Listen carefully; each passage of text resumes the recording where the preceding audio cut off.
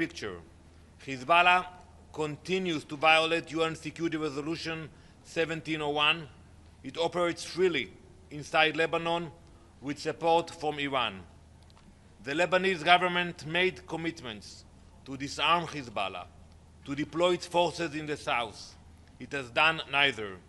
This is a gap between declarations and reality. Until that changes, no one is safe. Not Israelis, not Lebanese, not UNIFIL personnel.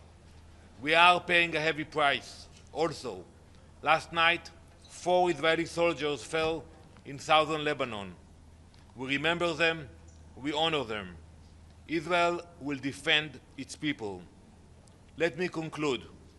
We have no desire to remain in Lebanon. This is about protecting our communities and pushing the threat away from our border. Calls for de-escalation that ignore reality will not solve the situation. We also have to remember that UNIFIL mandate ends this year, and Hezbollah is still there.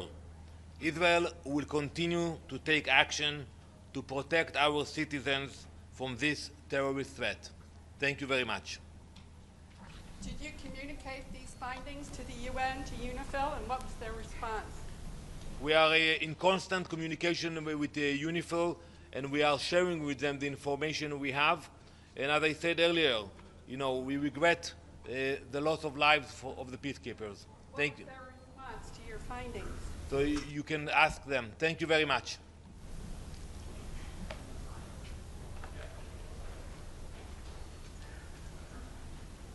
Ambassador, I want to ask you if you have a comment for Mayor Mondale who's meeting the sheriff today.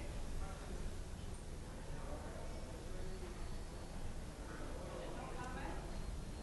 No comment. Speak for yourself. Thank you. What do you mean? Thank you.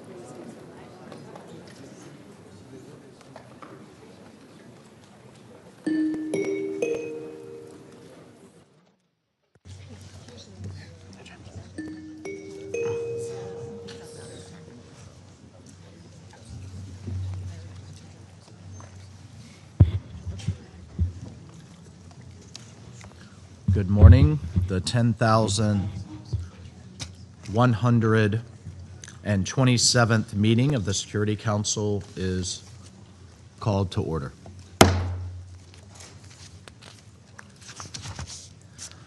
The provisional agenda for this meeting is the situation in the Middle East. The agenda is adopted.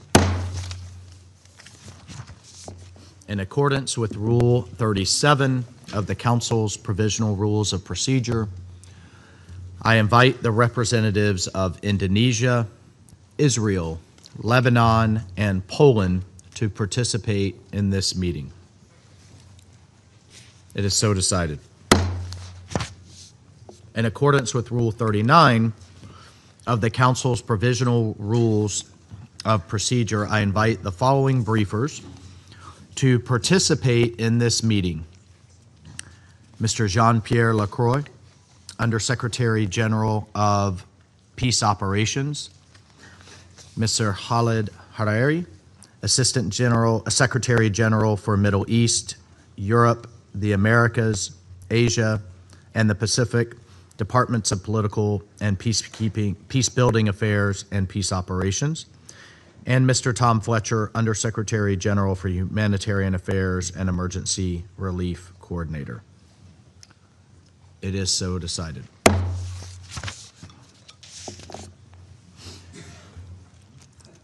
The Security Council will now begin its consideration of item 2 of the agenda. I now give the floor to Mr. Jean-Pierre Lacroix.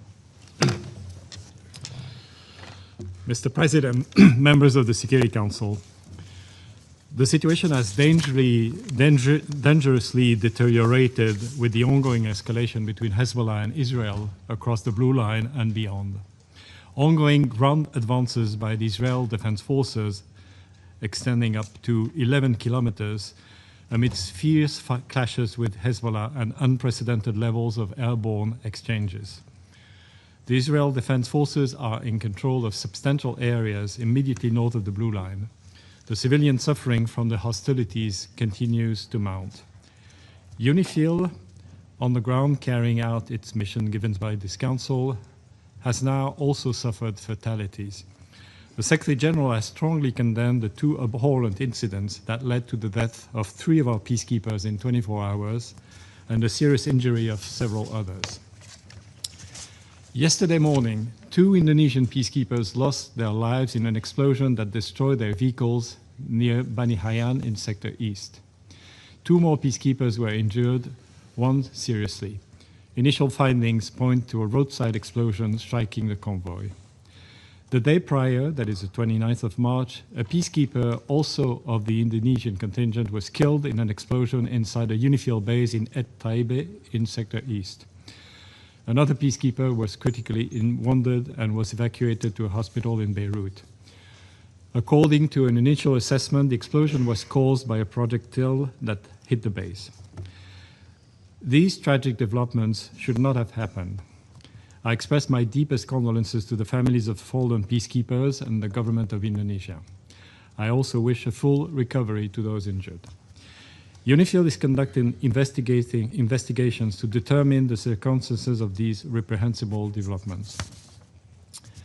Mr. President, these are sadly not the only dangerous incidents faced by UNIFIL's courageous peacekeepers. There has been a worrying increase in denials of freedom of movement and aggressive behavior.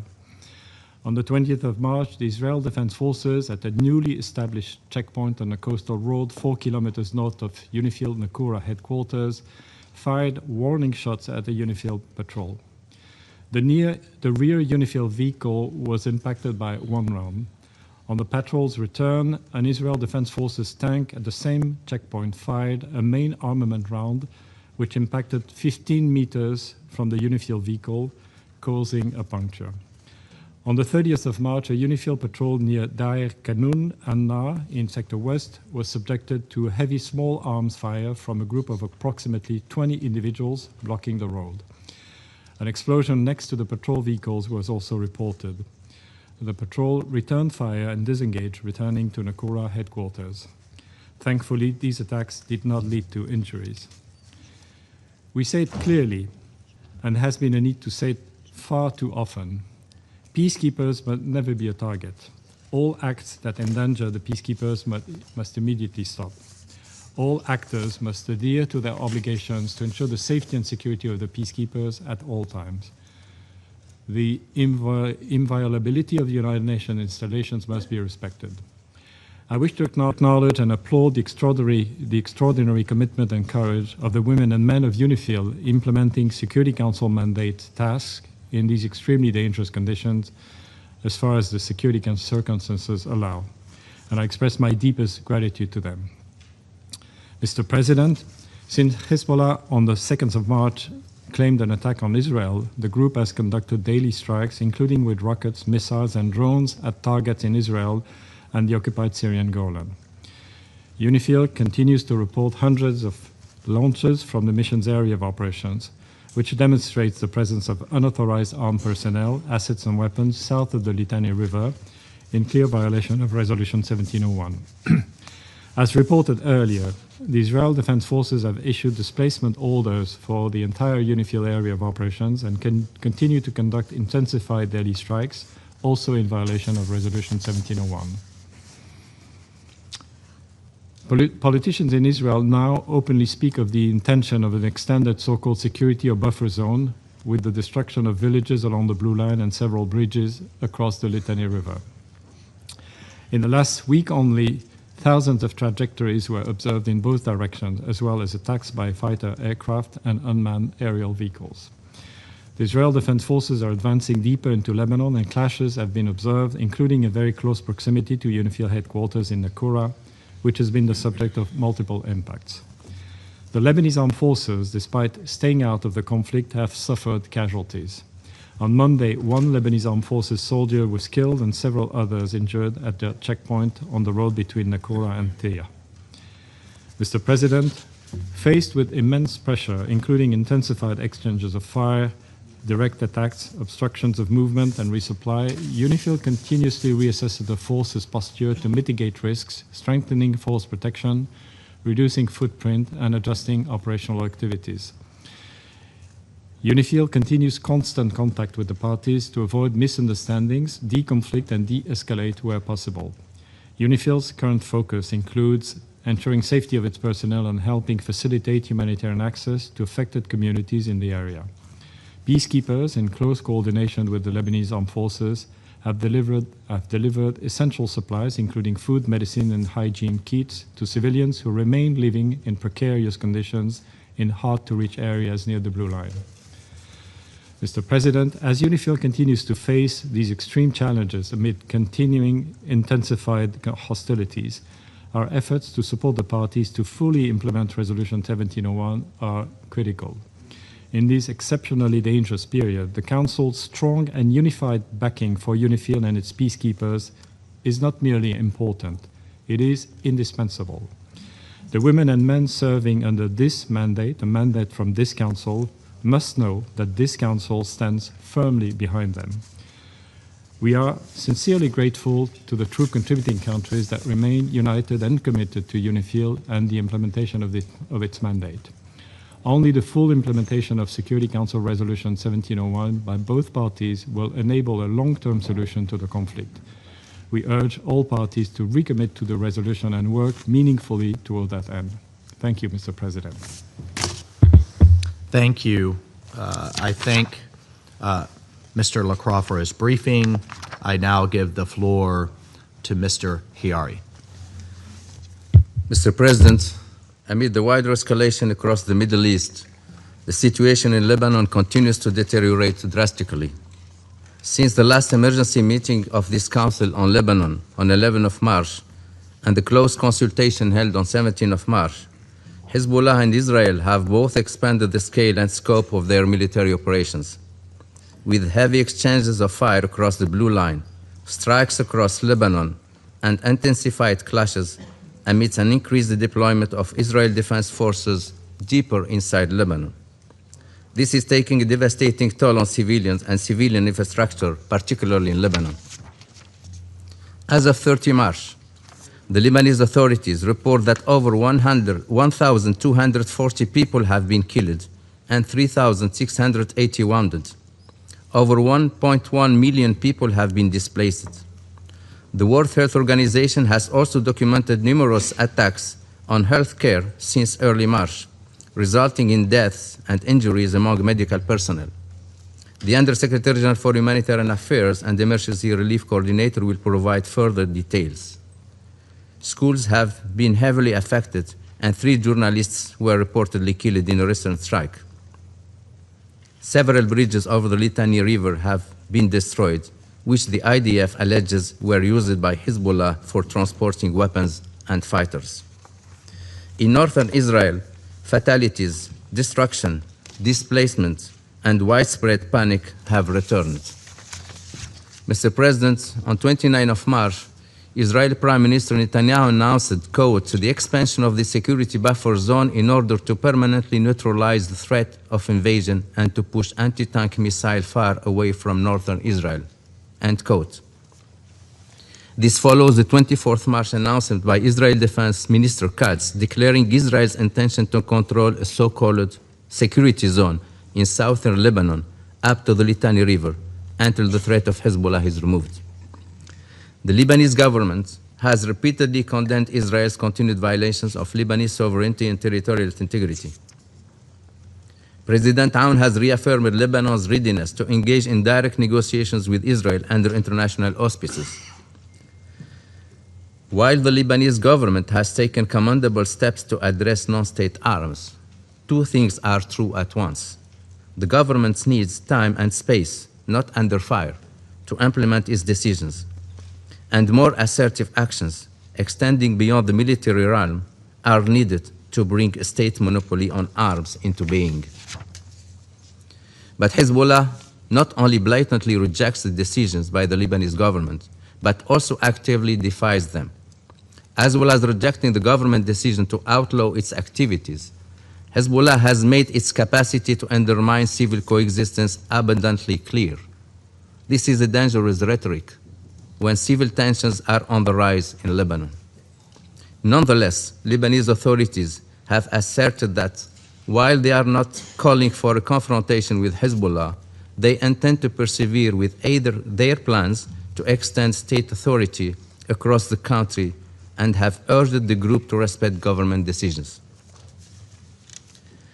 Mr. President, the United Nations continue to call on all sides to avail themselves of diplomatic channels, stop the hostilities, and recommit to the full implementation of Resolution 1701.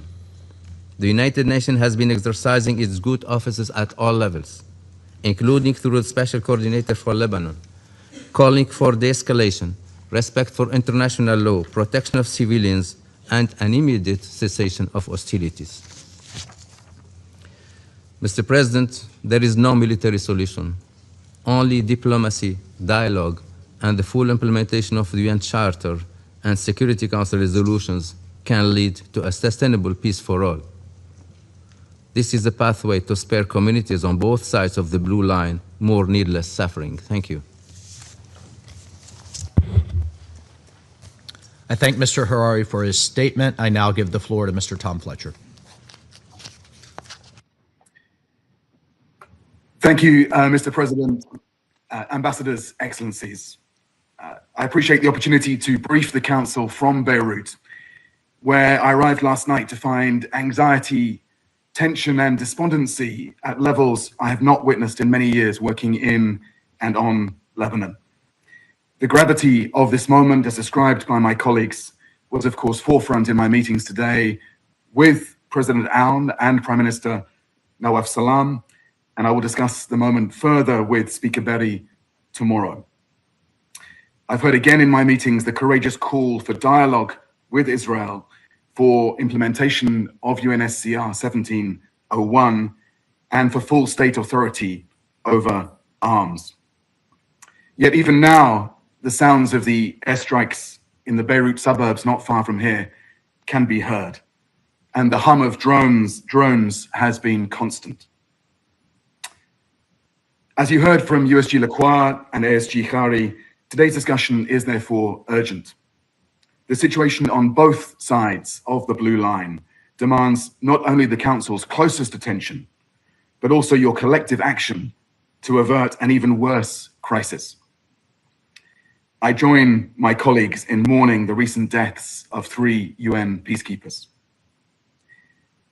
Since I last briefed you on the 11th of March, the humanitarian consequences of the latest regional escalation have grown even more acute across Lebanon. Over the past 4 weeks, more than 1,240 people have been killed, including 87 women and 124 children.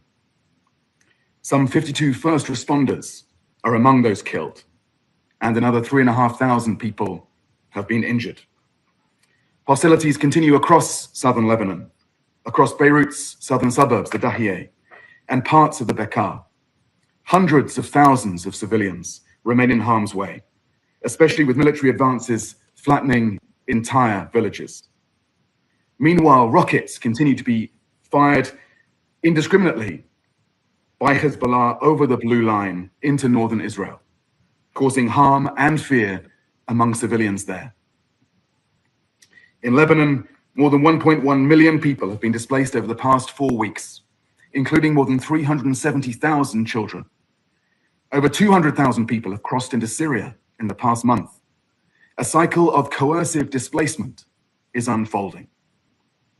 Displacement on this scale, of course, heightens exposure to additional dangers, particularly for women and girls living in overcrowded and unfamiliar settings. I saw the impact of that myself this morning. Lebanese and Syrian families I spoke to talked of deep uncertainty, their resilience stretched thin, growing frustration at being unable to return home safely. Many Lebanese families described fleeing fighting in 2024, only to do so again in 2026. I met Syrians displaced many times since 2013, recounting their latest upheaval. People told me consistently that displacement is not a solution, but a painful last resort for them, a temporary way to preserve their dignity while they wait for conditions that allow them to go back to their villages and neighborhoods. Above all, they asked us not to reduce their suffering to numbers. They want their lives, their losses, and their hopes to be seen and to be heard. Mr. President, even before this latest violence, tens of thousands remain displaced, and entire communities were surviving with only partial access to healthcare, water, electricity, education. The current escalation is compounding a situation that is already critical. 51 primary healthcare centers and 4 hospitals are currently closed due to hostilities, with others damaged or operating at reduced capacity. Schools and public universities are being used as shelters, leaving thousands of children without access to learning. 6 of the 8 bridges south of the Litani River have now been destroyed, and more vital infrastructure is under attack. Essential access routes have been damaged. Growing constraints hinder civilians' ability to move to safety and humanitarian partners' ability to reach those most in need. Entire communities are becoming increasingly isolated.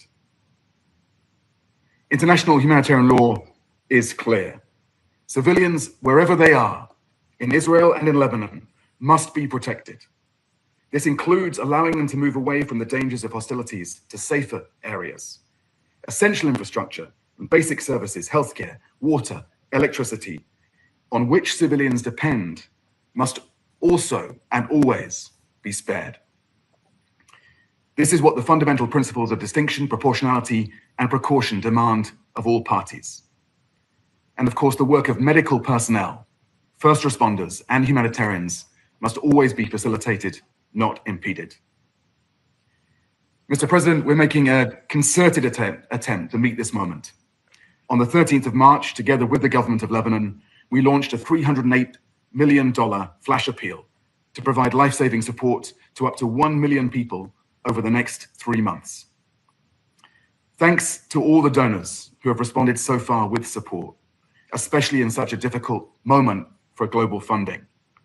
We've received $94 million so far, including a third of that from OCHA, and the appeal continues, rallying funds for life-saving support, even as so much more is still needed. In the last 4 weeks, we've scaled up our humanitarian operations, delivering 2.8 million hot and cold meals to help ensure adequate sustenance. I saw myself this morning 3,000 of those meals ready for distribution. Non-food support has also grown to keep pace with large populations on the move. More than 122,000 thermal blankets, 99,000 mattresses, nearly 50,000 sleeping mats have been provided. 58,000 hygiene kits, 26,000 menstrual hygiene kits have also been distributed.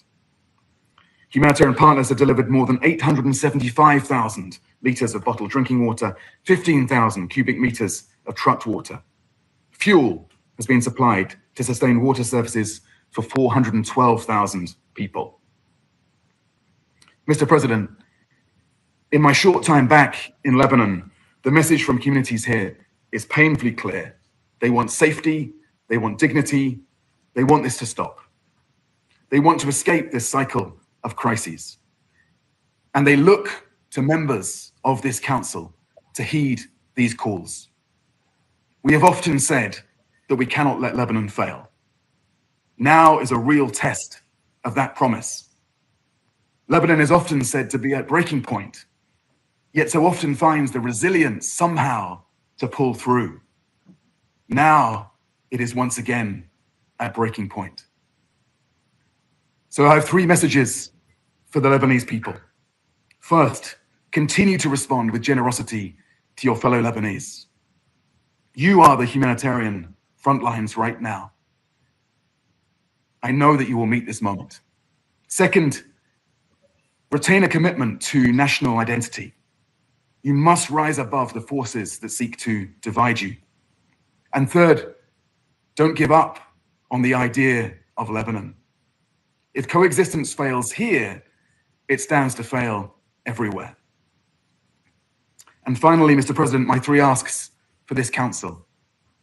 First, given the trajectory that some Israeli ministers have described, And given what we have seen in plain sight in Gaza, how will you protect civilians?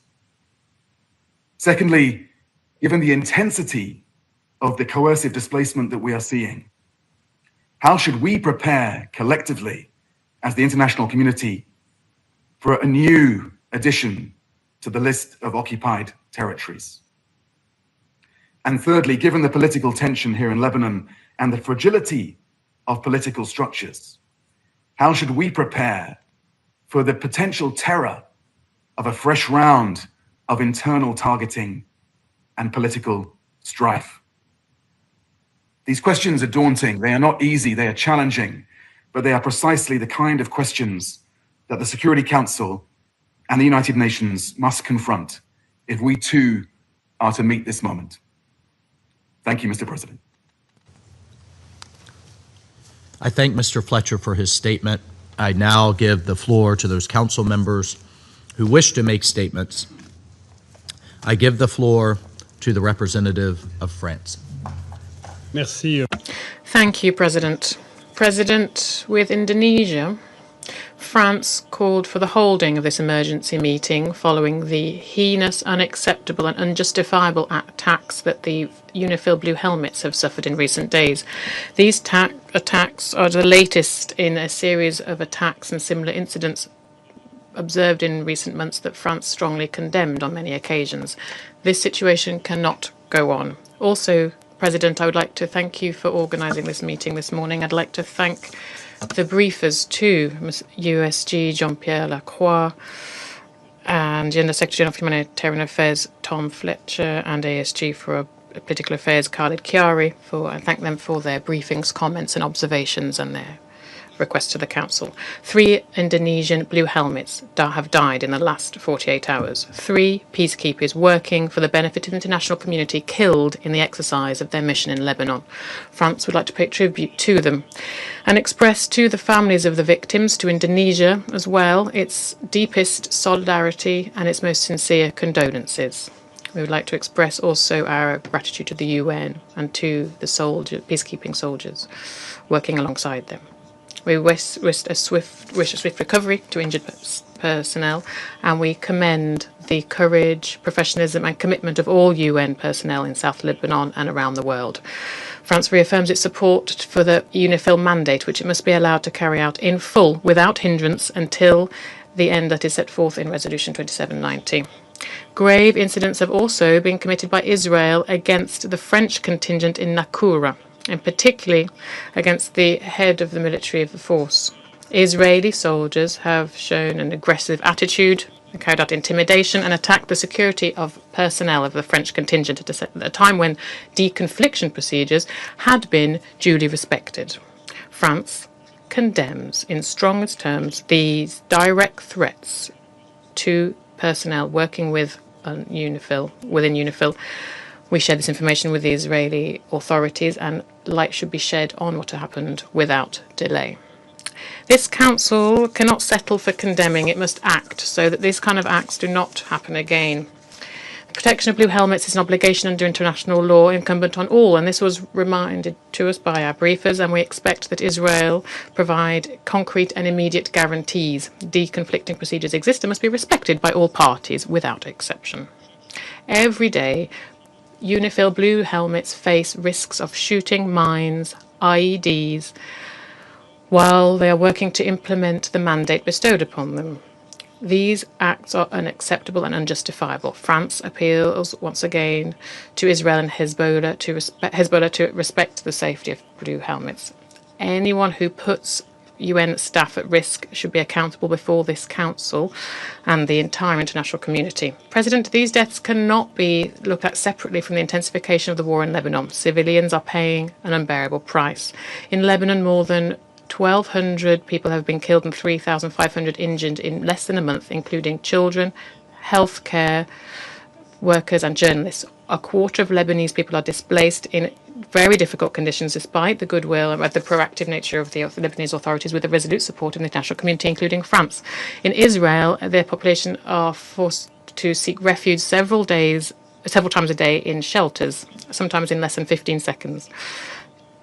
The path out of war is a well-known one. It's the full implementation of Resolution 1701 and the return to the ceasefire from November 2024 with the support of the US-French surveillance mechanism stemming from it. This, on the one hand, requires that Israel renounce any large-scale land intervention and also all occupation of Lebanese territory, which would only put the prospect of lasting peace further away.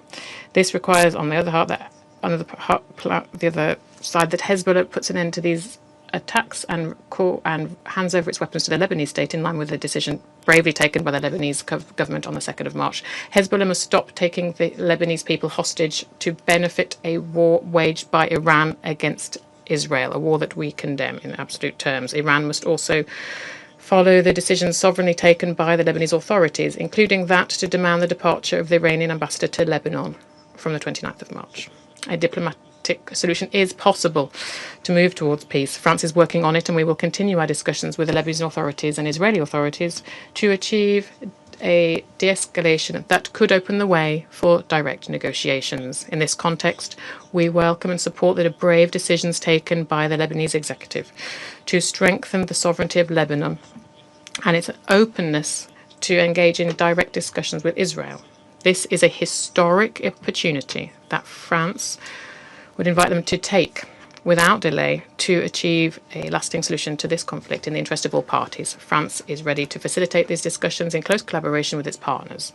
It's with this in mind that the French Minister of Foreign Affairs a few days ago went to Beirut and Jerusalem. But to achieve this solution, there are several conditions: the respect for the UN, the respect for UNIFIL staff and personnel, the respect for international law, including international humanitarian law and civilian people, and also the cessation of hostilities as soon as possible. Thank you very much. I thank the representative of France for his statement. I now give the floor to the representative of Greece. Thank you, Mr. President. I also wish to thank USG Lacroix, USG Fletcher, and ASG Chiari for their briefings. Colleagues, we gather today at a moment of profound sorrow and grave concern, as the ongoing conflagration in Lebanon has not spared UNIFIL's blue helmets. Fully echoing the Secretary General's latest statement, Greece strongly condemns the recent killing of 3 Indonesian UNIFIL peacekeepers amidst heavy firing. We express our condolences to the families of the fallen peacekeepers and to our Indonesian colleagues. The incident is tragically added to a series of violent attacks against UN personnel, including the injuring of Ghanaian blue helmets earlier this month and a Polish one a couple of days ago.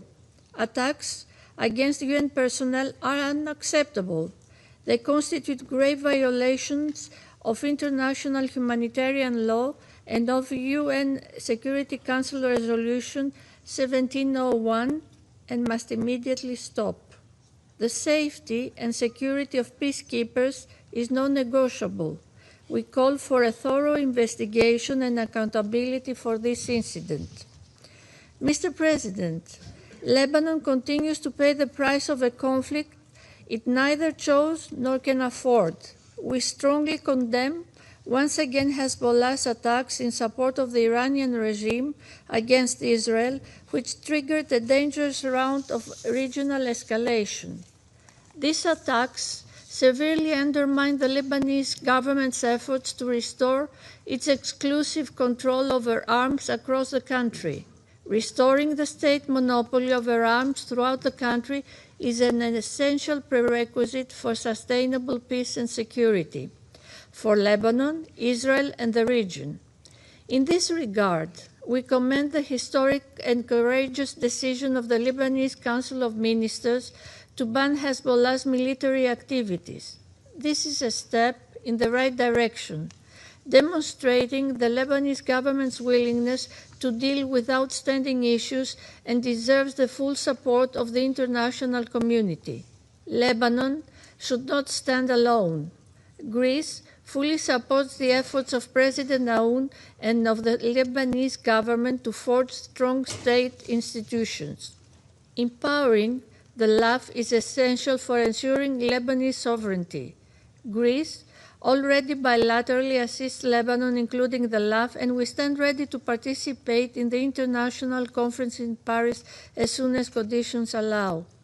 We also recognize Israel's right to self-defense. Communities in northern Israel have suffered terribly due to Hezbollah's attacks since October 2023. However, any further escalation must be avoided. We call for a maximum restraint, and we are opposed to protracted ground operations. The expansion of Israel's military operations into Beirut and across Lebanon's territory aggravates the already fragile security situation.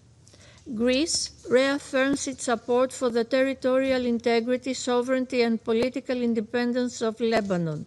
Full respect for Resolution 1701 and the November 2024 ceasefire agreement is essential in this regard.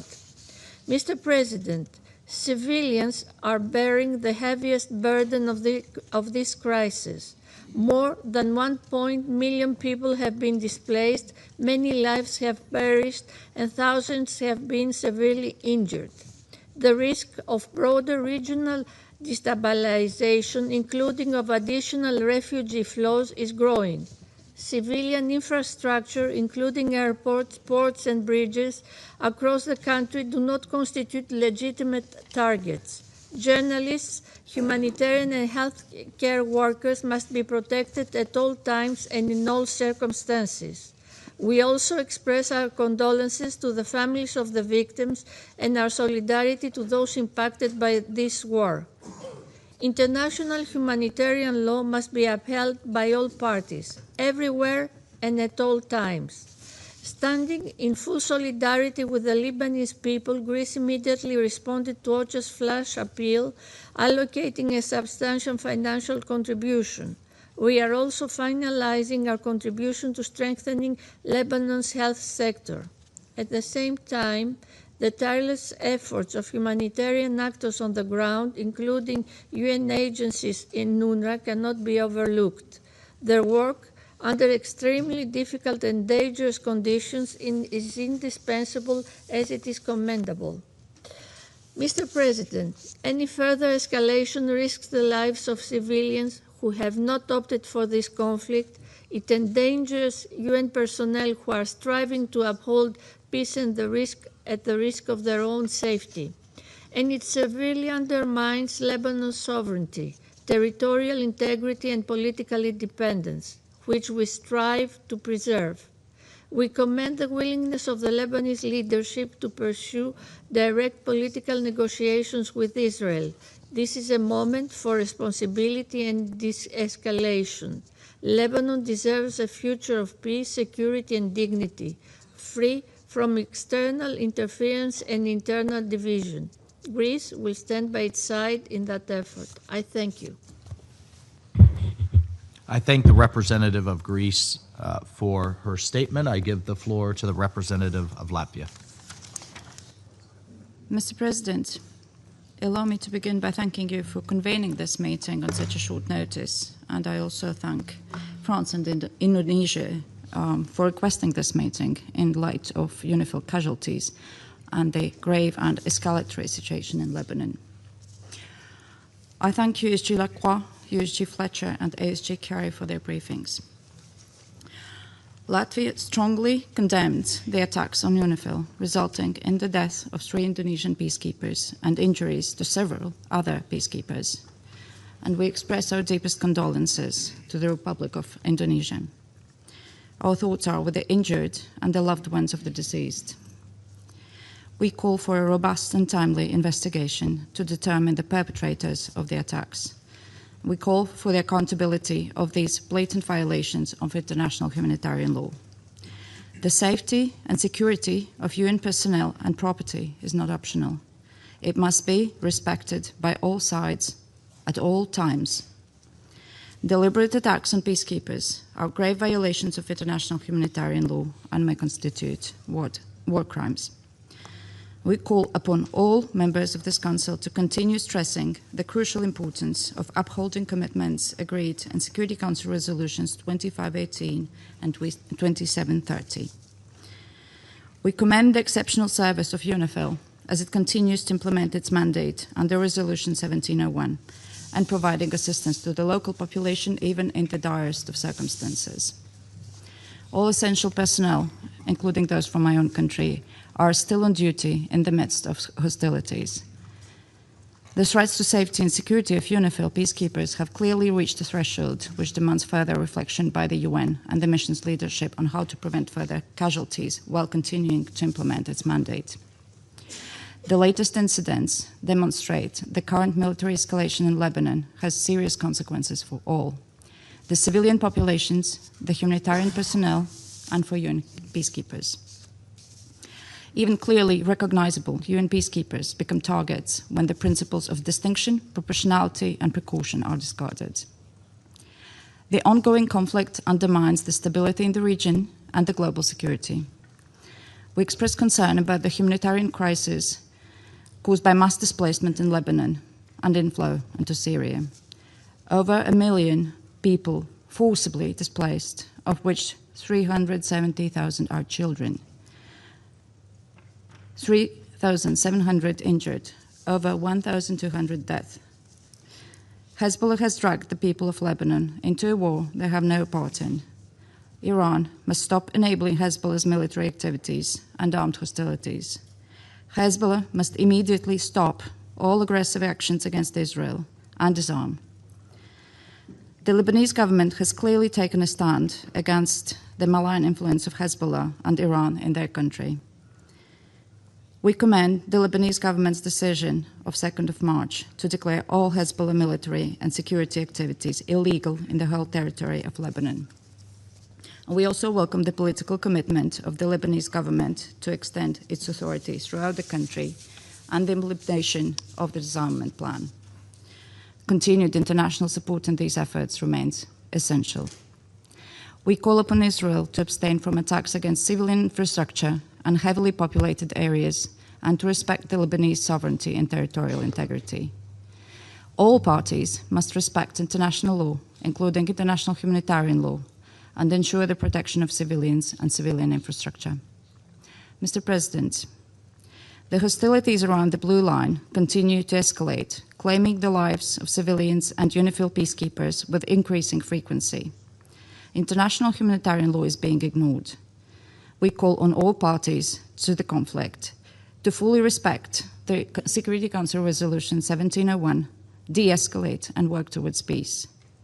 For generations, the Lebanese people have suffered from armed conflict. Lebanon, yet again, finds itself on the brink. And we continue to start by Lebanon and its people. I thank you. I thank the representative of Latvia for her statement. I give the floor to the representative of Pakistan. Thank you, Mr. President. I thank USG Lacroix, USG Fletcher, and ASG Khalid Kyari for the briefings that shed light on various dimensions of this situation. Pakistan condemns in the strongest possible terms the killing of 3 Indonesian peacekeepers serving under the United Nations Interim Force in Lebanon in separate attacks. This tragic and deeply disturbing incident strikes at the very heart of international law, UN peacekeeping, and the international community's collective commitment to the maintenance of international peace and security. But we know that these are not isolated incidents, but part of a disturbing pattern of attacks on UNIFIL. As USG Lacroix also noted, UNIFIL has been subjected to a persistent aggressive behavior and restrictions on freedom of oppression. The Council must not allow such violence against peacekeepers to become normalized. These missions are mandated by the Security Council, and their protection is the Council's foremost responsibility. As one of the largest troop contributing countries, Pakistan, having lost 182 peacekeepers in the line of duty, we share this profound sense of loss. We stand in full solidarity with the government and people of Indonesia as well as with the families of the fallen peacekeepers, whose sacrifice reflects the immense risks undertaken in service of international peace and security. And we wish full and speedy recovery to the injured peacekeepers. President, attacks against peacekeepers are unacceptable and may constitute war crimes under international law. UN personnel are impartial agents of peace. Targeting them is a grave violation that undermines international humanitarian law. The failure to ensure the safety of UN personnel undermines the credibility of this Council of Peacekeeping, international law, and the collective commitment of the international community to maintain peace and protect civilians. In this regard, accountability is essential, and those responsible must be brought to justice. Pakistan calls for a prompt, thorough, transparent, and impartial investigation to establish the facts. The safety and security peacekeepers and UN premises must be fully ensured at all times in full accordance with international law. Pakistan deeply appreciates the vital role of UNIFIL in carrying out its mandate in a complex and high-risk environment while maintaining peace and stability along the Blue Line. Full freedom of movement of its personnel must be guaranteed. Recent artillery shelling, airstrikes, and drone attacks have increased hostile incidents against UNIFIL peacekeepers in clear violation of international law. This incident must also be viewed within the broader context. Israel's continued military actions in southern Lebanon have resulted in the death of more than 600 civilians, displacement of more than 1 million people, and widespread destruction of civilian infrastructure. Ongoing fighting and hostilities are further exacerbating the humanitarian situation and heightening risks to both civilians and peacekeepers. These developments are undermining the Lebanese government's bold steps, policy decisions, and serious commitment to peace and stability. We must not allow this. The Council must extend its full support to Lebanon. We urge all parties to adhere to their obligations under Security Council Resolution 1701 and the Cessation of Hostilities Agreement of November 2024. Full compliance with these commitments is essential to prevent further escalation and to restore stability in the region. In this context, we also call for full respect for sovereignty and territorial integrity of Lebanon. And Pakistan stands firmly with the government and people of Lebanon. President, in the light of the evolving and deeply concerning situation in the region, we stress that further escalation must be avoided at all costs. We call on all parties to exercise maximum restraint. The ultimate objective must be urgent de-escalation, restraint, and a complete cessation of all hostilities and a peaceful resolution of all issues to prevent further deterioration of the regional security environment. This Council, we believe, must fully espouse and advance that objective. I thank you. I thank the representative of Pakistan for his statement. I give the floor to the representative of Denmark. Thank you, Mr. President. And let me also thank Undersecretary Lacroix, Undersecretary Fletcher, and Assistant Secretary General Khiari for their informative and alarming briefings. We also thank France and Indonesia for calling this urgent meeting, which we agree is both necessary and timely. Recent days' events illustrate how fragile and dangerous the situation in Lebanon has become, and how crucial it is to prevent further escalation for the civilians of Lebanon and Israel alike. Mr. President, we condemn in the strongest possible terms the attacks on UNIFIL, which in the past 2 days have caused the deaths of 3 peacekeepers and the serious injuries of others. We look forward to the results of UNIFIL's full and thorough investigation into these incidents. Peacekeepers are clearly protected under international humanitarian law, and any deliberate targeting against peacekeepers is unacceptable. Denmark extends its deepest condolences to the families of those killed, as well as to the government and people of Indonesia. We wish a speedy recovery for those injured. The brave women and men of UNIFIL serve under the UN flag in the pursuit of peace. They are the embodiment of multilateral solidarity and cooperation in action, and these incidents represent a direct attack on these principles. We commend UNIFIL for its continuous work, despite the extremely challenging circumstances, and stress our unwavering support for the mission. Mr. President, as we've said before, we strongly condemn Hezbollah's continued attacks against Israel, which has dragged Lebanon into yet another unwanted war and must stop immediately.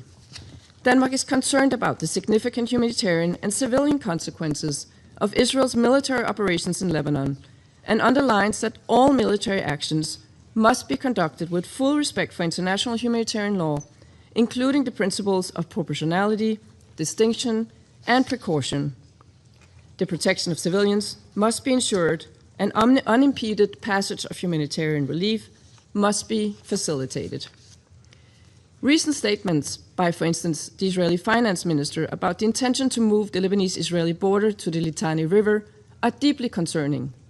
This area makes up 1/10 of Lebanon's territory, is home to hundreds of thousands of Lebanese, and includes cities with a rich and diverse cultural heritage. We strongly urge Israel to refrain from any large-scale ground invasion or long-term occupation of Lebanese territory that risk escalating the hostilities beyond control. This includes withdrawing its forces from occupied areas in Lebanon in line with the November 2024 cessation of hostilities agreement.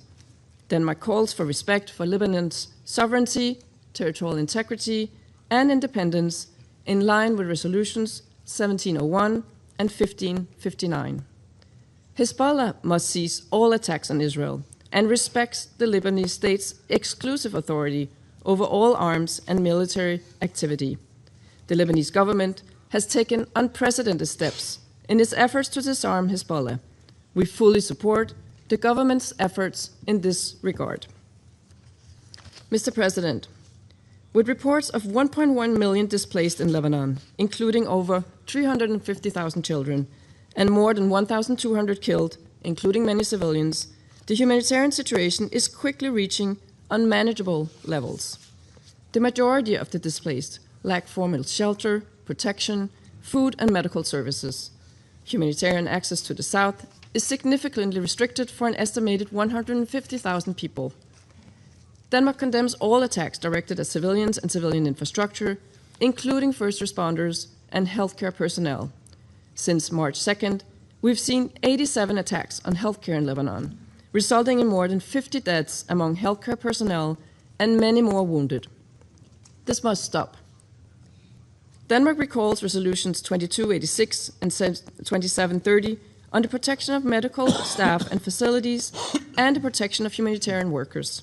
We urge all parties to fully respect their obligations under international humanitarian law, uphold these resolutions, and ensure that all civilians, including medical staff and humanitarian workers, are protected and do not become the targets of attacks.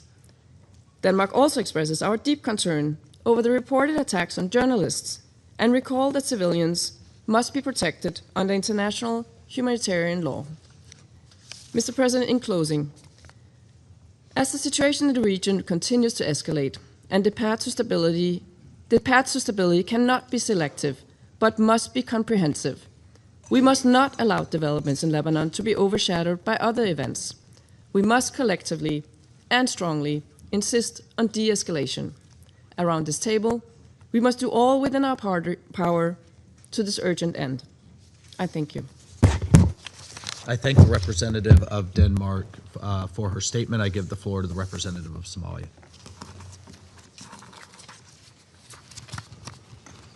Thank you, Mr. President. I have the honor to deliver this statement on behalf of the A3, namely the Democratic Republic of the Congo, Liberia, and my own country, Somalia.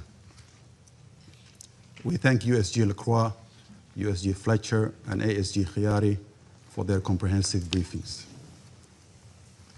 The A3 expresses its grave concern regarding the recent escalations of hostilities in southern Lebanon and joins the Secretary General in condemning the attacks against the United Nations interim force in Lebanon, which have resulted in the killing and injury of Indonesian peacekeepers. We extend our deepest condolences to the families of the victims, to Indonesia, and the troop contributing countries of the United Nations. We pay tribute to all peacekeepers who risk their lives in the service of international peace and security. Targeting United Nations peacekeepers is unacceptable and constitutes a serious violation of international law and relevant Security Council resolutions, including Resolution 1701. The safety and security of United Nations personnel and premises are not negotiable and must be respected at all times. Under no circumstances should peacekeepers be subject to any hostile acts, and those responsible for these attacks must be held accountable. Mr. President, the A3 is deeply concerned by the continued deterioration of the security situation along the Blue Line and the increasing toll on civilian populations, including civilian casualties, destruction of infrastructure, and large-scale displacement. We reiterate the urgent need to ensure the protection of civilians and full respect for international humanitarian law and international human rights law. The A3 reaffirms its unwavering commitment to the sovereignty, independence, territorial integrity, and political unity of Lebanon. Lebanon must not become an arena for proxy confrontations or broader geopolitical tensions. Respect for the sovereignty of states and the principle of non-interference remain essential to preserving regional stability. Mr. President, the A3 calls on all parties to exercise maximum restraint and to refrain from actions that could further inflame tensions or destabilize the situation.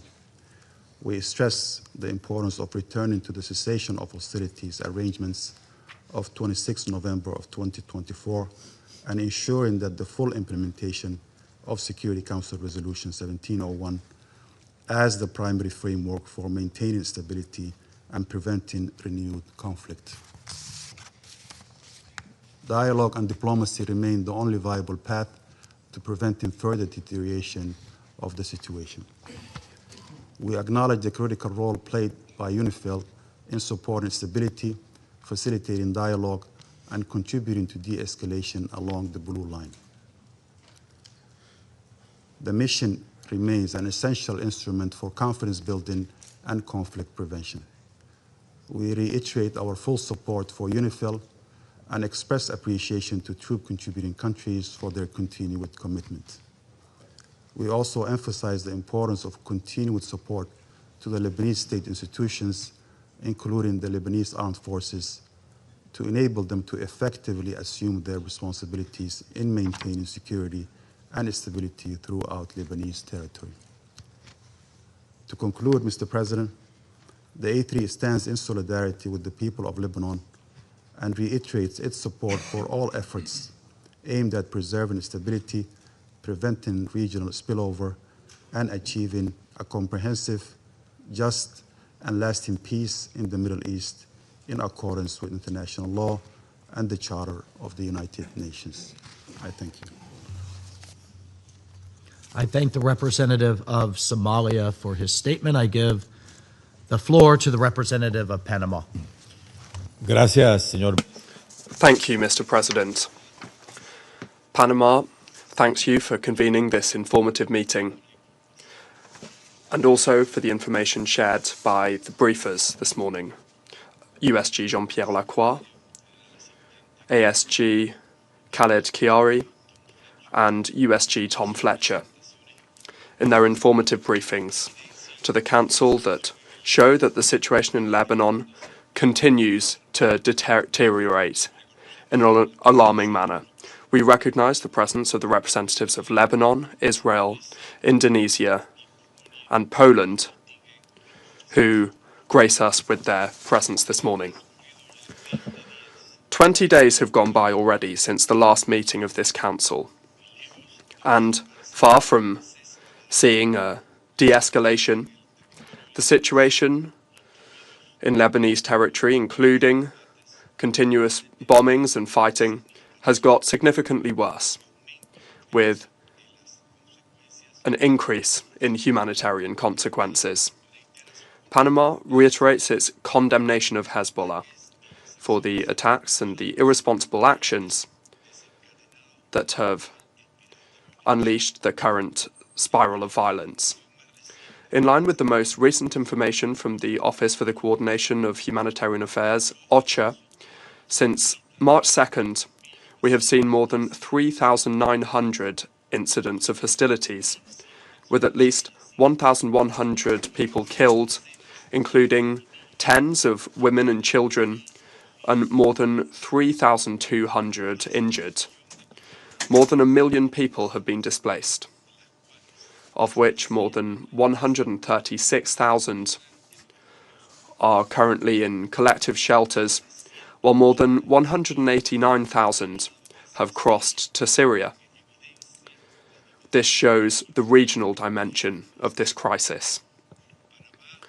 Panama categorically rejects the attacks against the civilian population, as well as against civilian infrastructure, including health centres and medical personnel, and these continue to claim lives and to aggravate the suffering of the population.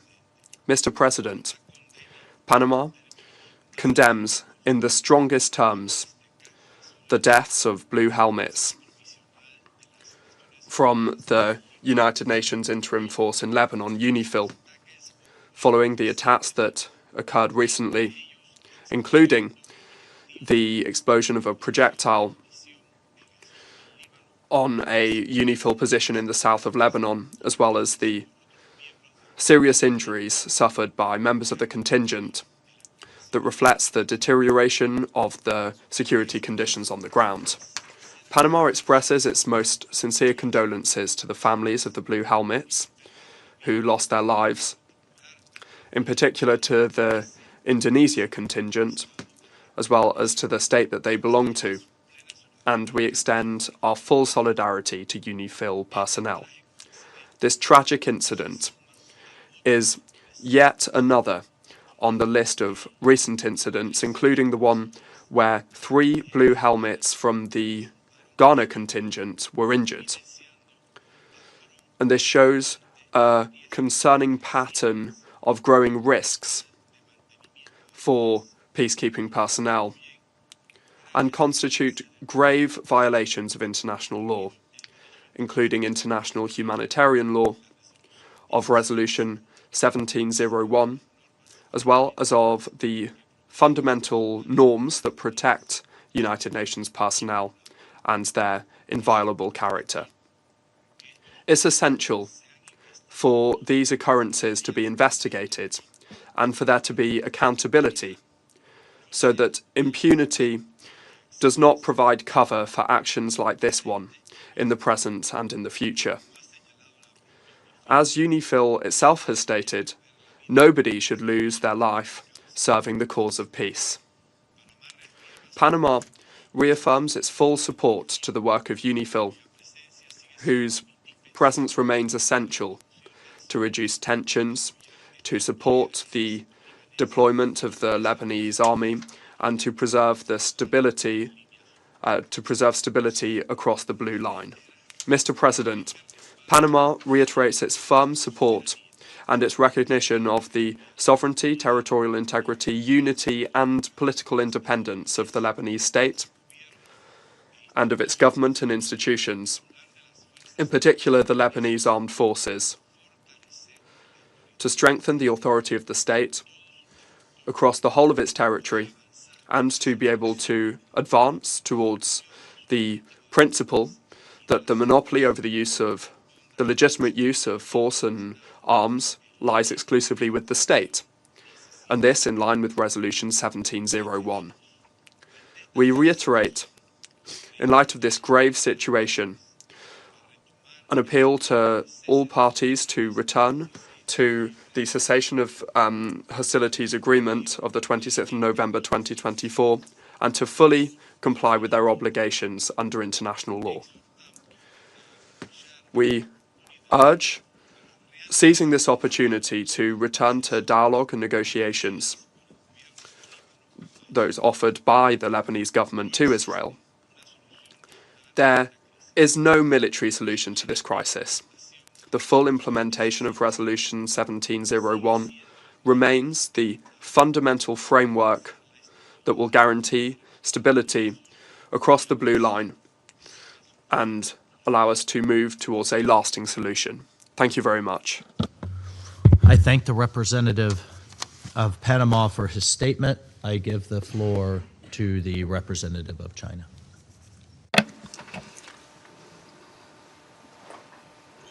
President, I thank USG Lacroix, USG Fletcher, and ASD Chiari for their briefings. And thank you for convening this emergency meeting at the request of France and Indonesia. I welcome the representative of Lebanon at today's meeting. Tensions in the Middle East are escalating, and the spillover effects continue to spread. The rise and runs of the conflict in the Middle East are crystal clear. The pressing priority is to actively promote talks for peace, seize the opportunity for peace, and bring the conflict to an end. Since the situation between Lebanon and Israel escalated, hostilities have continued to intensify, resulting in severe casualties and destruction of infrastructure. The international community must take urgent action to put the brakes on the conflict before it spirals further out of control and to restore peace and stability in the region at an early date. I wish to make 3 points. First, achieving a ceasefire and cessation of hostilities is the most pressing task. The ongoing exchanges of fire between Israel and Hezbollah have plunged the people of the region into the suffering wall. Israel's continuous escalation of military offensives has already killed over 1,200 people. The recent announcement by Israel to expand ground operations in Lebanon and extend the so-called buffer zone risks further prolonging and escalating the conflict, which is a cause for concern.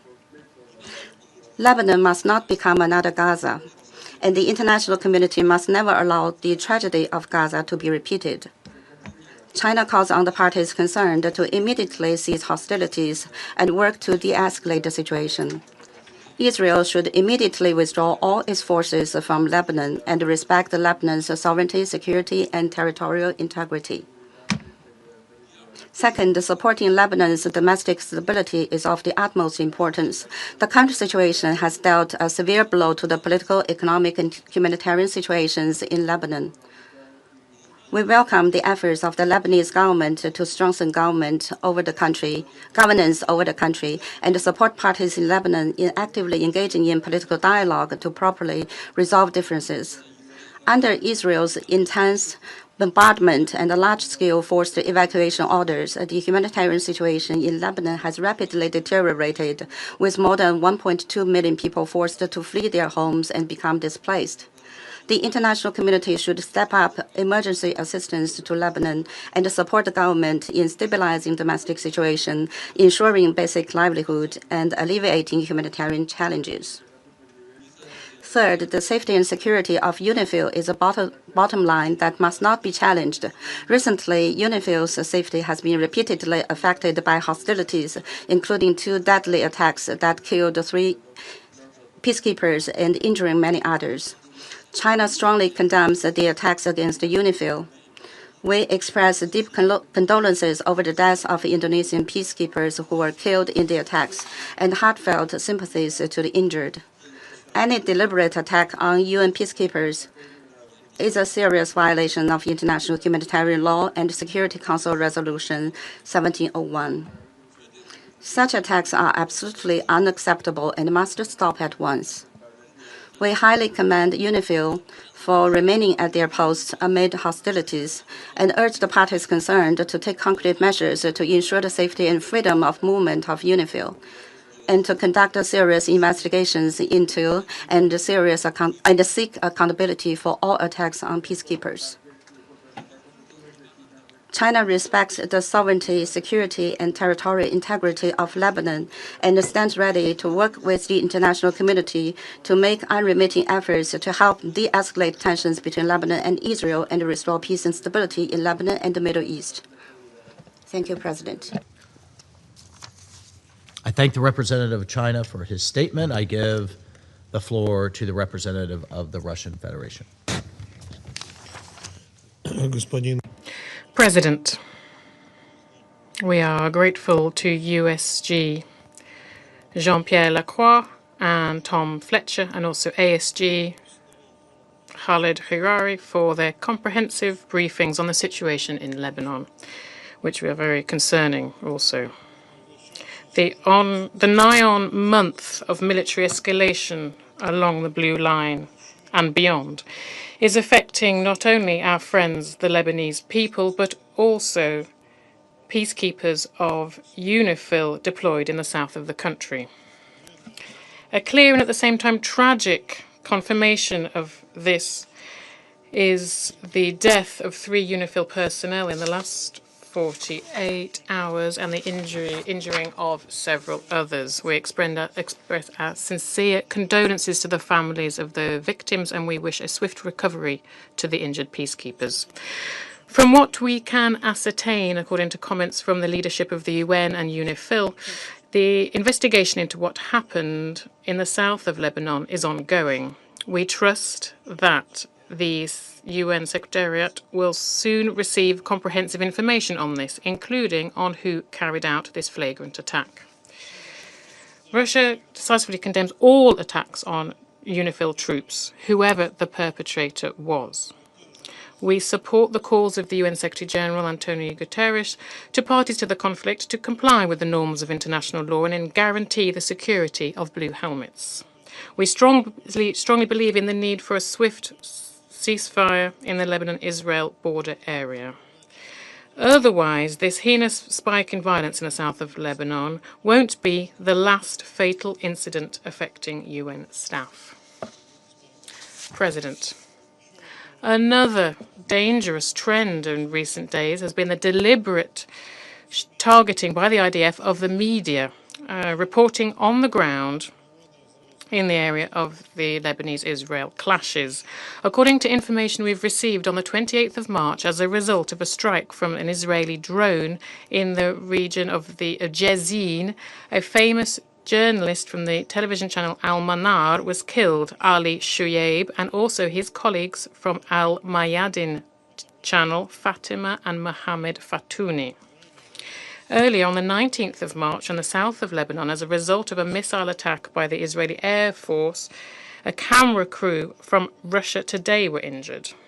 The targeted strike was carried out directly close to where they were filming, where there were no military objects, which is clearly confirmed because the camera operator was able to film the detonation of the ammunition. We see this kind of action by Israel and its military to be a grave violation of international law and a deliberate hindrance to the work of the media. We demand a painstaking investigation into this incident by the Israeli authorities and for the perpetrators to be held accountable and for this kind of incident not to be allowed to happen again. President, we, like the majority of the people in this room, are very concerned about the intensification of hostilities of Israel in Lebanon, including daily exchange of fire and the consequences of this for both parties to the conflict, the destruction of critical civilian infrastructure. For the time while we are discussing the incident with UNIFIL, Israel has carried out a new powerful air strike in Beirut. I'd like to recall once again that the root cause of this escalation in the Lebanese-Israel confrontation is the aggression of Washington and West Jerusalem against Iran, which was the tripwire for a broader destruction of the fragile stability in the Middle East. Unfortunately, many members of the Security Council are stubbornly silent about this and continue to try to place all responsibility exclusively on the Lebanese pushback, presenting it as the main culprit for the spike of violence along the Blue Line. At the same time, they stay quiet about the many violations of Israel's regime of the ceasefire over the last year and a half. This one-sided approach by a host of states, including those directly involved in the current vast regional war, clearly is not helping normalize the situation in the region. On the contrary, it is spurring on warring parties to escalate the conflict. As a result, we are seeing a rising civilian death toll and large-scale destruction of civilian infrastructure.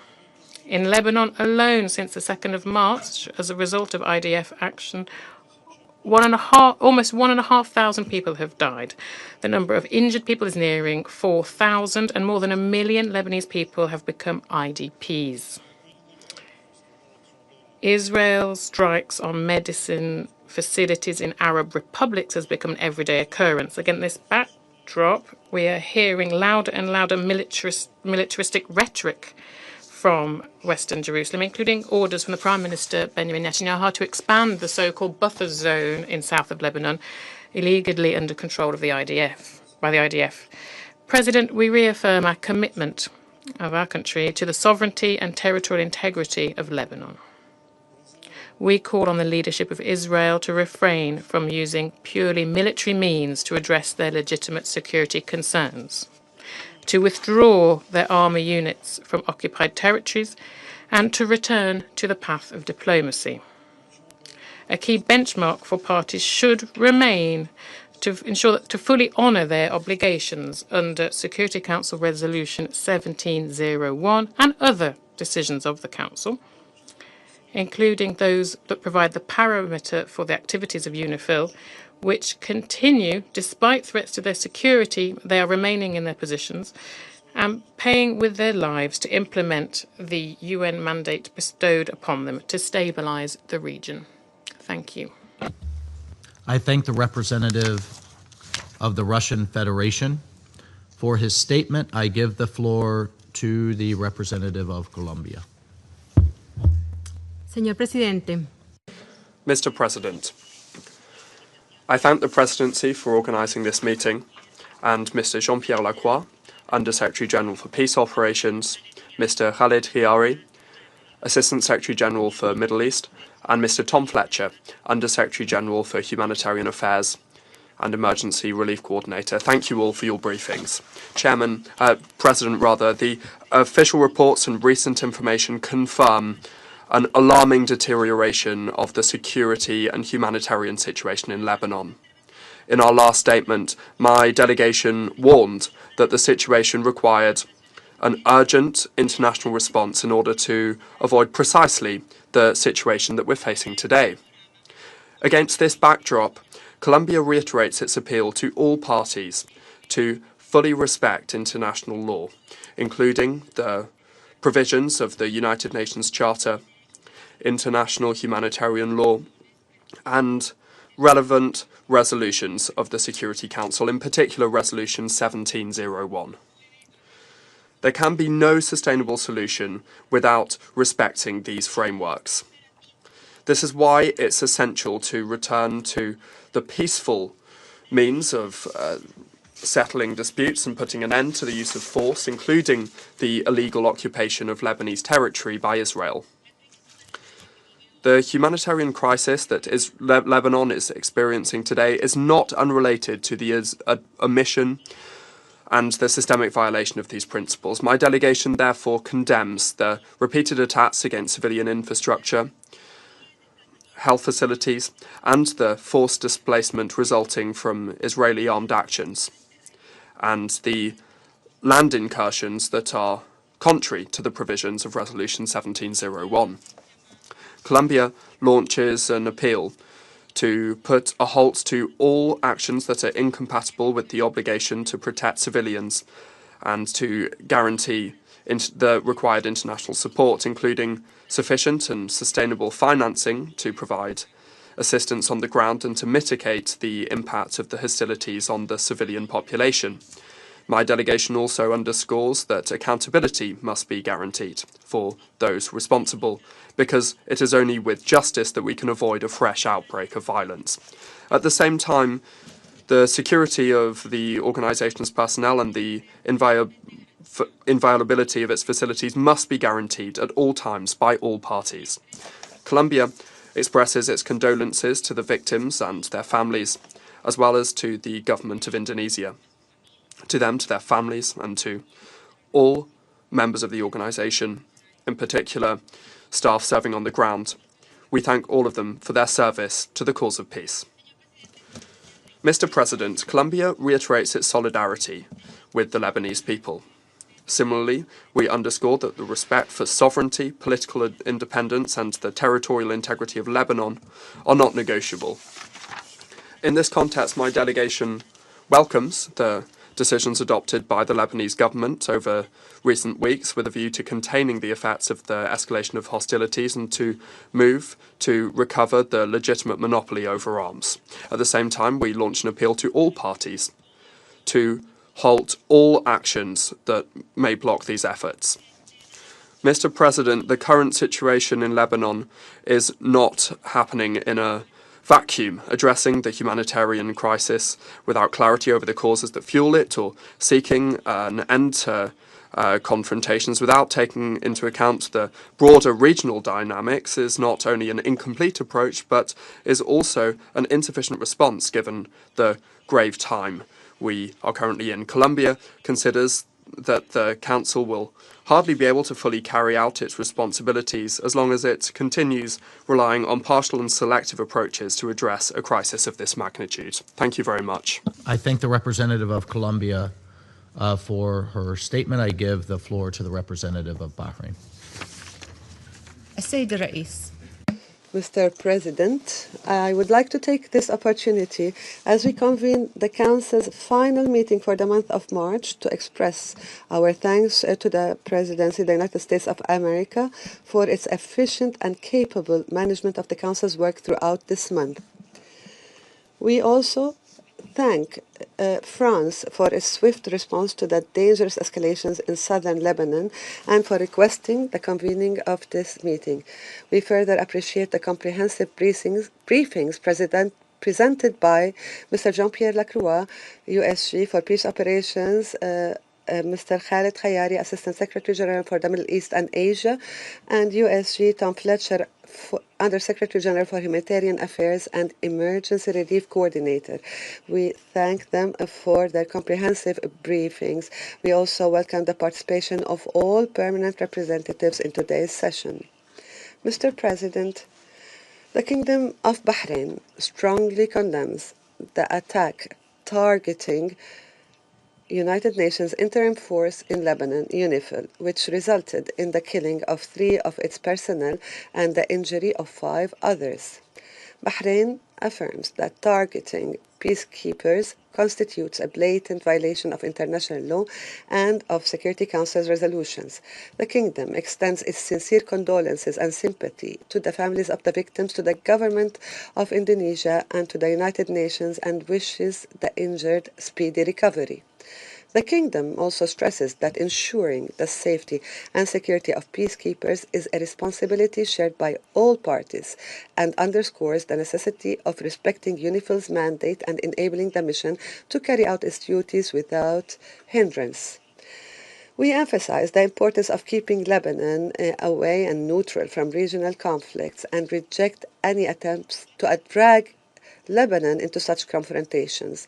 The Kingdom reaffirms its steadfast position in support of the sovereignty, unity, and territorial integrity of Lebanon and highlights the need to empower the Lebanese state institutions to exercise full authority over all its territory in a manner that safeguards national security and stability and fulfills the aspirations of the Lebanese people.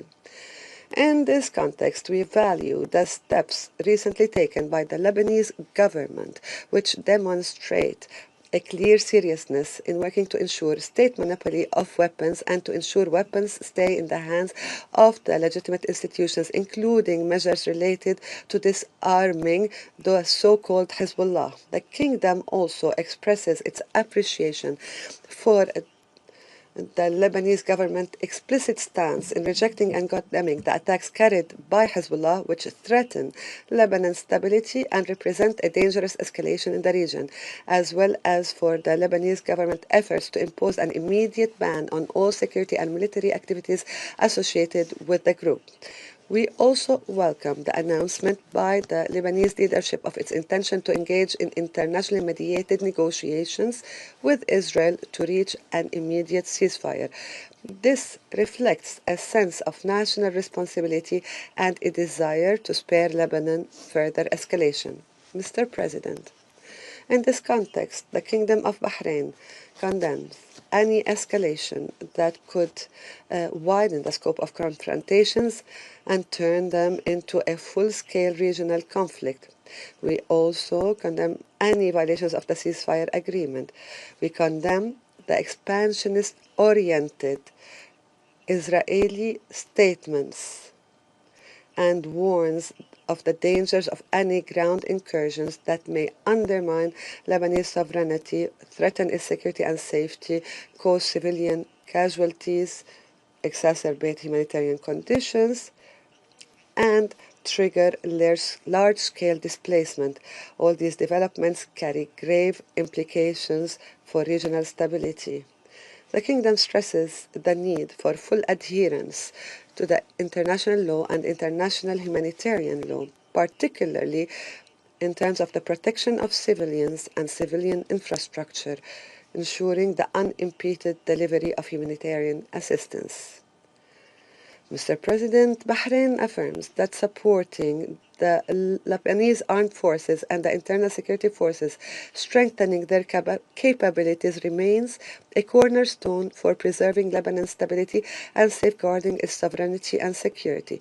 This requires intensified international efforts to provide the necessary support enabling these institutions to perform their duties effectively, especially in southern Lebanon.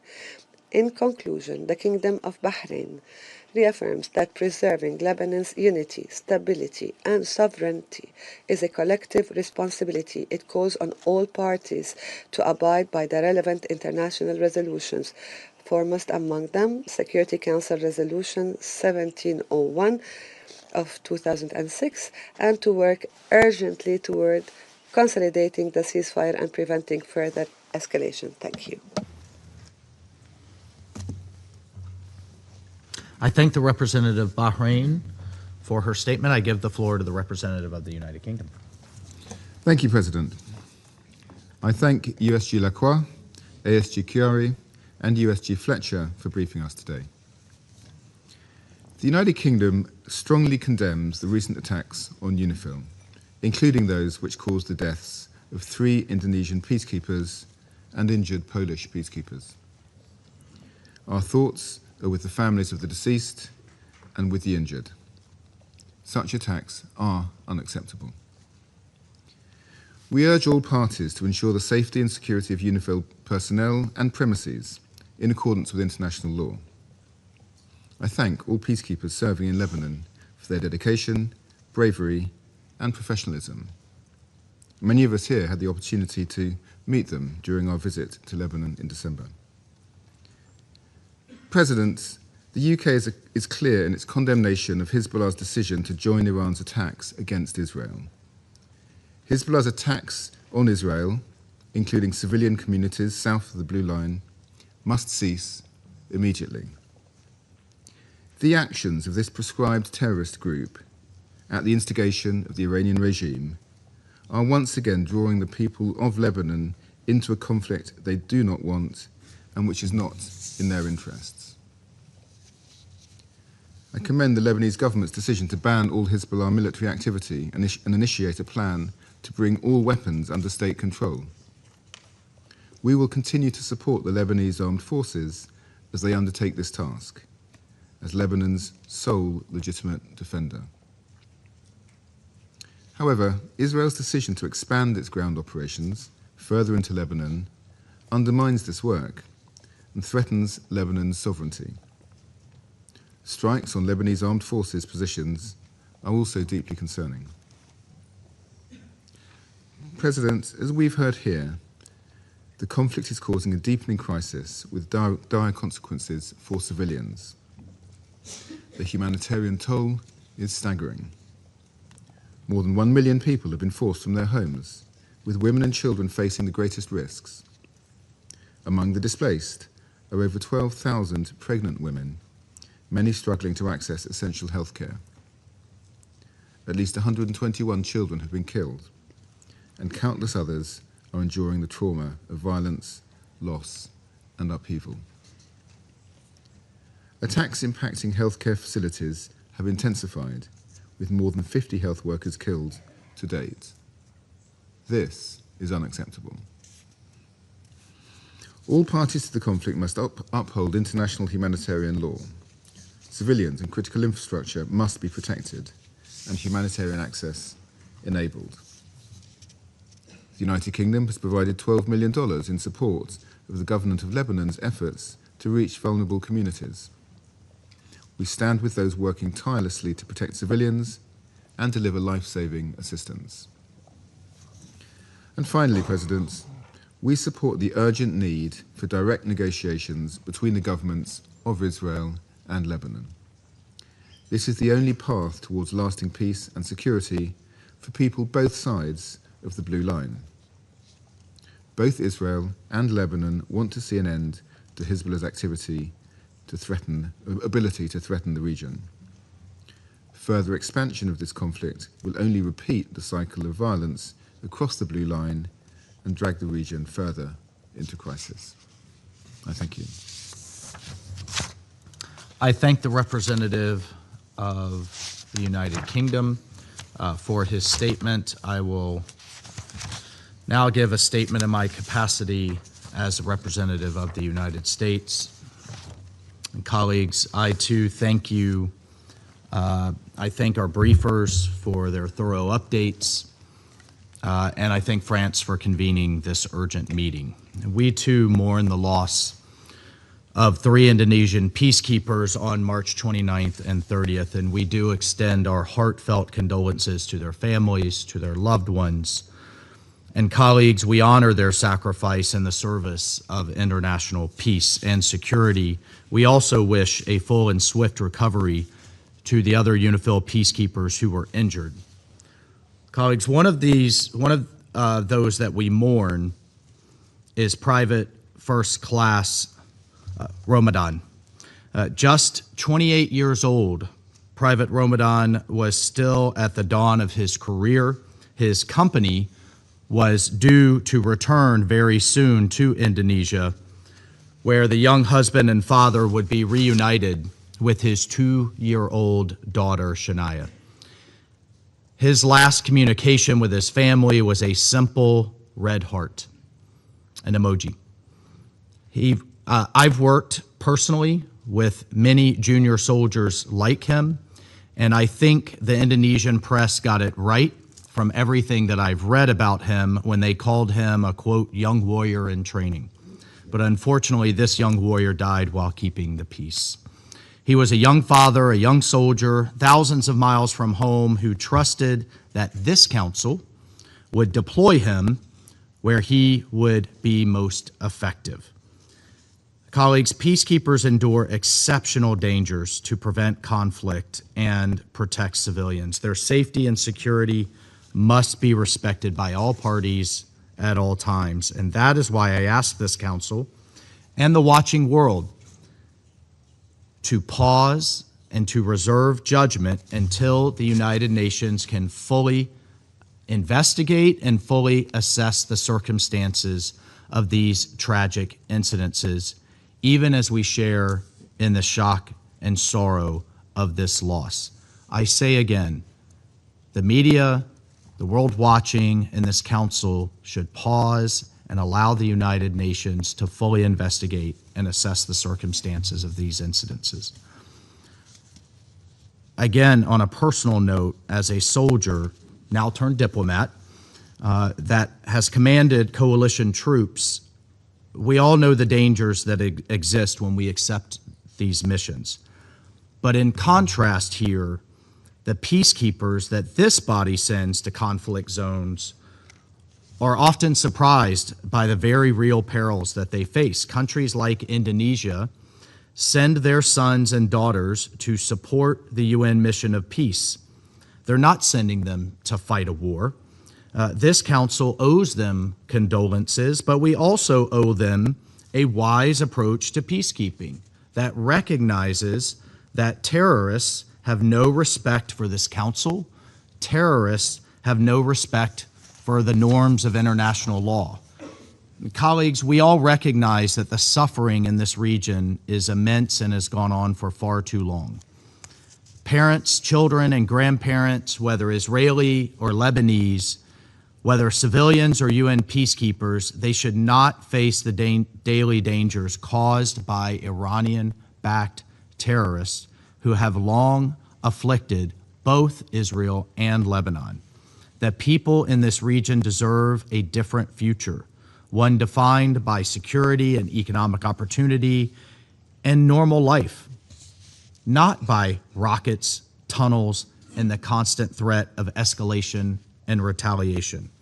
We must support the government of Lebanon and the Lebanese armed forces as they exercise sovereignty, and we've heard a lot of talk about sovereignty today, but as they exercise sovereignty, the duly elected government of Lebanon, over all of Lebanon's territory and beat back Hezbollah, a group that hides behind civilians while threatening their neighbors, a terrorist group that has a long history of hiding weapons, fighters, and caches of rockets in schools and hospitals and civilian homes. Hezbollah also has a long history of attacking peacekeepers and of firing on Israeli civilians from proximity of UNIFIL and peacekeeping positions, inviting retaliation for their own propaganda aims. Colleagues, since 1978, over 300 UNIFIL peacekeepers have been killed and this is in this mission, and this is why this council must think very carefully about the effectiveness of this effort. We can help refocus international efforts on supporting Lebanese state institutions, reducing risk to peacekeepers, and pressing Hezbollah and Iran to cease their destabilizing activities. We, the United States, will continue to work with council members, regional partners, troop contributing countries, and the parties on the ground to reduce tensions, support Lebanon's sovereignty, and make a better future for the Lebanese people. I thank you. I will resume my duties as President of the Council, and under Rule 37, I invite the representative of Lebanon. I give the floor to the representative of Lebanon. Mr. President, Lebanon firmly and unequivocally condemns the attacks targeting UNIFIL, which threaten the security and safety of its mission and personnel. Lebanon stresses the need for full respect of UNIFIL's mandate by all parties and for ensuring its security and safety, the inviolability of its premises, the freedom of movement, and all measures that facilitate the performance of its duties in accordance with international law and relevant Security Council resolutions. The attacks on peacekeepers are attacks on this Council itself. They undermine its reputation and credibility before the peoples of the world. These barbaric and irresponsible acts must stop, regardless of who is responsible. It is the legal and moral responsibility of this Council to identify and hold accountable those responsible. It is worth noting that this force and the troop contributing countries have embodied the highest values of sacrifice, past and present. Who among us does not recall Israel's deliberate targeting of UNIFIL's headquarters in Qana in 1996? And its threats, and demanding that UNIFIL leaves its area of operations in 2024. Today, we meet following the killing of 3 soldiers from the Indonesian battalion and the injury of others, one of whom is of Polish nationality, knowing that this was preceded by attacks on the Ghanaian and Nepalese battalions. Mr. President, on behalf of the government of Lebanon, I extend condolences to Indonesia, its government and its people, and the families of the soldiers. We wish a swift recovery to the injured and commend the sacrifices of the Indonesian battalion and all participating forces in contributing to security and stability in Lebanon. Today, we reaffirm Lebanon's commitment to UNIFIL more than ever. We emphasize the importance of preserving the unity of the contributing forces and ensuring their continued participation. We also reiterate our gratitude to the force commander and all the mission personnel. Mr. President, the price the Lebanese people are paying as a result of this conflict is heavy and exhausting. They, the Lebanese people, did not choose this war. It was imposed upon them. Israel has never respected the cessation of hostilities and has continued its violations of Lebanon's sovereignty and territorial integrity and its deliberate attacks on civilians and civilian infrastructure. Meanwhile, Hezbollah unilaterally decided to enter into a war at a time when the Lebanese government was open to dialogue that could have led to sustainable political solutions and provided a framework for addressing outstanding issues. Mr. President, the humanitarian catastrophe is escalating amid ongoing Israeli attacks, which to date have killed 1,247 Lebanese and injured 3,680, including children, women, paramedics, relief workers, and journalists, many in direct strikes that constitute a blatant violation of international law, international humanitarian law, and the Geneva Conventions. These attacks have displaced more than 1.2 million Lebanese from their towns and villages in a process of mass forced displacement.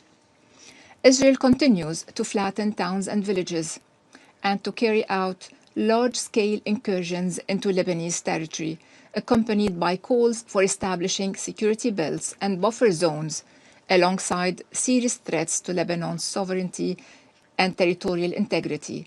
These actions constitute clear violations of international law, of the UN Charter, and of the jurisprudence of the International Court of Justice.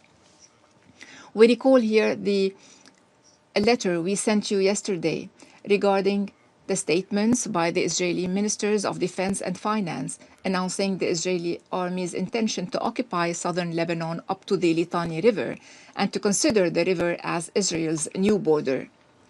We call upon this Council to act immediately and to condemn these statements clearly and explicitly, and to take the necessary measures to compel Israel to halt its incursions and threats to Lebanon's territorial integrity and political independence, to withdraw its forces to internationally recognized borders, and to comply with the UN Charter and relevant international resolutions, including the Resolution 1701 and the cessation of hostilities. Mr. President, in the same vein, we strongly condemn the threats by the Iranian Revolutionary Guard to target American universities in the Middle East, which has forced the American University of Beirut and the Lebanese American University to evacuate their campuses and shift to remote teaching.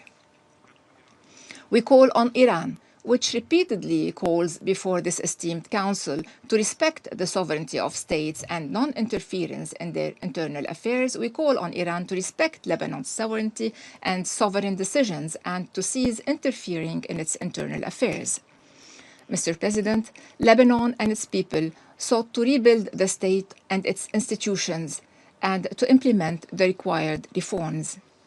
The government had indeed initiated this process, alongside with extending the state's authority across the entire country and restricting weapons to legitimate state institutions.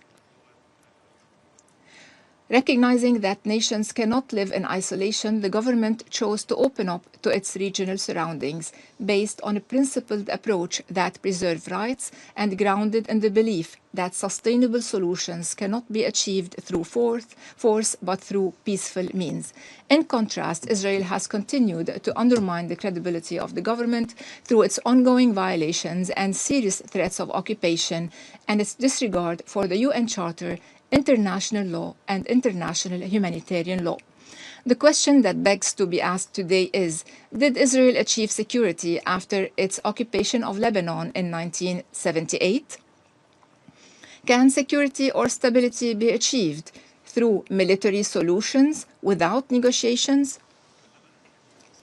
Modern history, Mr. President, and Israel should have learned this as well, modern history has taught us that lasting security and stability and sustainable peace will not be achieved through prolonged wars, protracted conflicts, or occupation. The time has come to draw lessons from the past once and for all.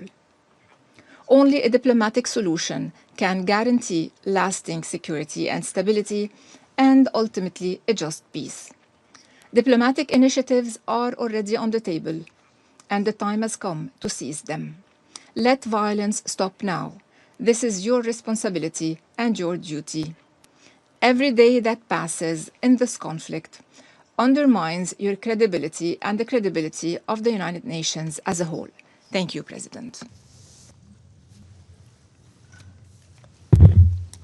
I thank the representative of Lebanon for his statement. I give the floor to the representative of Israel. Thank you, Mr. President. First, I would like to thank you and your team for presiding over the Council during this month. I would also like to thank USG Lacroix and ASG Chiari for the briefing. Mr. President, Israel extends its deepest condolences to the families and loved ones of the United Nations peacekeepers who lost their lives.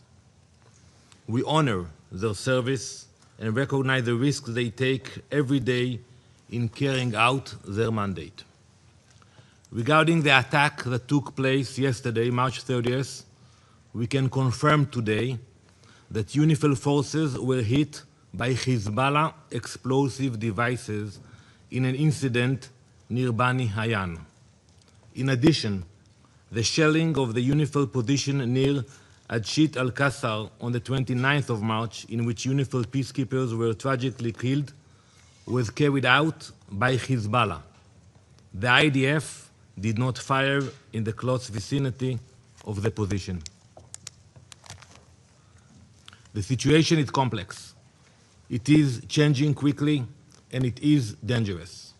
But one thing is very clear. This did not happen in a vacuum. Israel did not choose this conflict. Hezbollah did, when it began firing on our communities, claiming to avenge the death of the Iranian regime's supreme leader. This is taking place in an environment shaped by ongoing Hezbollah attacks against Israel. And you know, it started in the 2nd of March. Hezbollah has carried out coordinated attacks against Israeli civilians acting at the direction of Tehran. More than 5,000 rockets, missiles, and drones have been fired at our people. Many of these attacks have been launched from areas south of the Litani River. You know the consequences. People have to hide, go to shelters. Same communities that had to displace over 18 months are doing it again. These are violations of Resolution 1701 and 1559. Hezbollah is deeply embedded across southern Lebanon. It operates from villages, it launches attacks from civilian areas, it positions itself close to UNIFIL forces. This is not by accident. It's a deliberate strategy. They choose where to put the launchers. Hezbollah embeds weapons, command centers, and launch sites within civilian areas. Let me show you only one example. We have hundreds of examples. This map shows Hezbollah launch sites operating directly next to a UNIFIL position. That's the UNIFIL position in the yellow, and the red dots, the launch site. It shows 4 Hezbollah launches toward Israel on the 9th, 10th, and 11th of March, near Hania, right next to UNIFIL position 510. And we have hundreds of examples where they place the launchers. They put UNIFIL in the line of fire, in the middle. This is not a coincidence. Israel is coordinating closely with UNIFIL to reduce risk. Meanwhile, Hezbollah is exploiting their presence.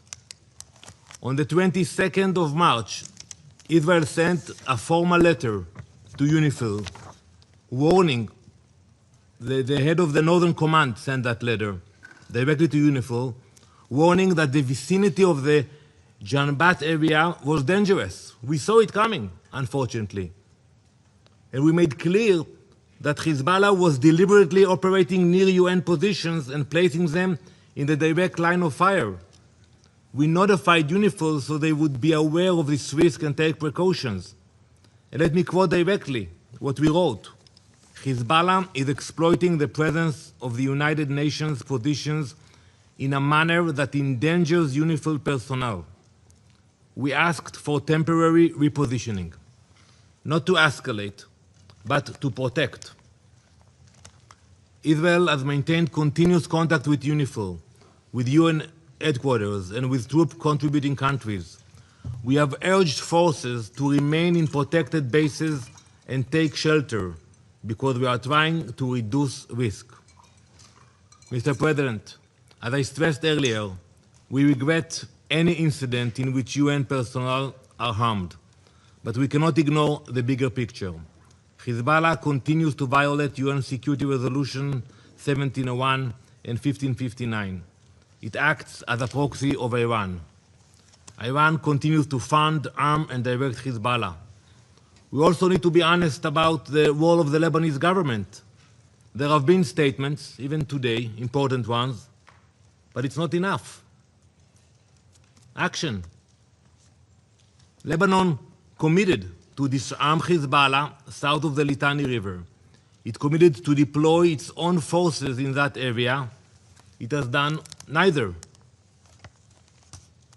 And I listened carefully also to my colleague from France.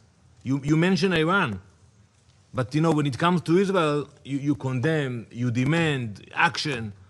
But when Iran openly defies Lebanon's sovereign decision to expel the Iranian ambassador, all their responses are very measured, very diplomatic, very polite. When it comes to Israel, you don't, think about the diplomacy. So I ask, how come you took a decision to expel the ambassador last week? To expel the Iranian ambassador. The deadline has passed. As we speak, he is still in Beirut. The guest is no longer acting like a guest. He's acting like he owns the house. Can you imagine that you will get a request from a hosting country? You were all serving in many countries. You will be asked to move out, and you will tell the host country, no, I'm not leaving. I have different orders from my capital, from Tehran, and I'm staying now. How can it happen? At the same time, Hezbollah ministers remain part of the government, and attacks continue to be launched from areas the Lebanese army says it controls, including south of the Litani River. The gap between words and reality is a problem. Lebanon has not taken sufficient action to address Hezbollah's military presence. Lebanon needs to take real action. Until that happens, no one is safe. No one. Not in northern Israel, not in Lebanon, not in UNIFIL bases. We are paying a heavy price. Last night, 4 Israeli soldiers fell in southern Lebanon. We remember them, we honor them. Israel will not accept attacks against its citizens, and we will take the necessary measures to defend them in accordance with the international law. Let me be clear. We have no desire, and I'm telling to my colleague from Lebanon, we have no desire to remain or operate in Lebanon. Our goal is to protect our communities and to push the threat away from our border. Mr. President, this is what happens when a terrorist group turns an entire region into a battlefield. When rockets are launched from villages, when weapons are hidden among civilians, when international forces are placed in the middle of it all.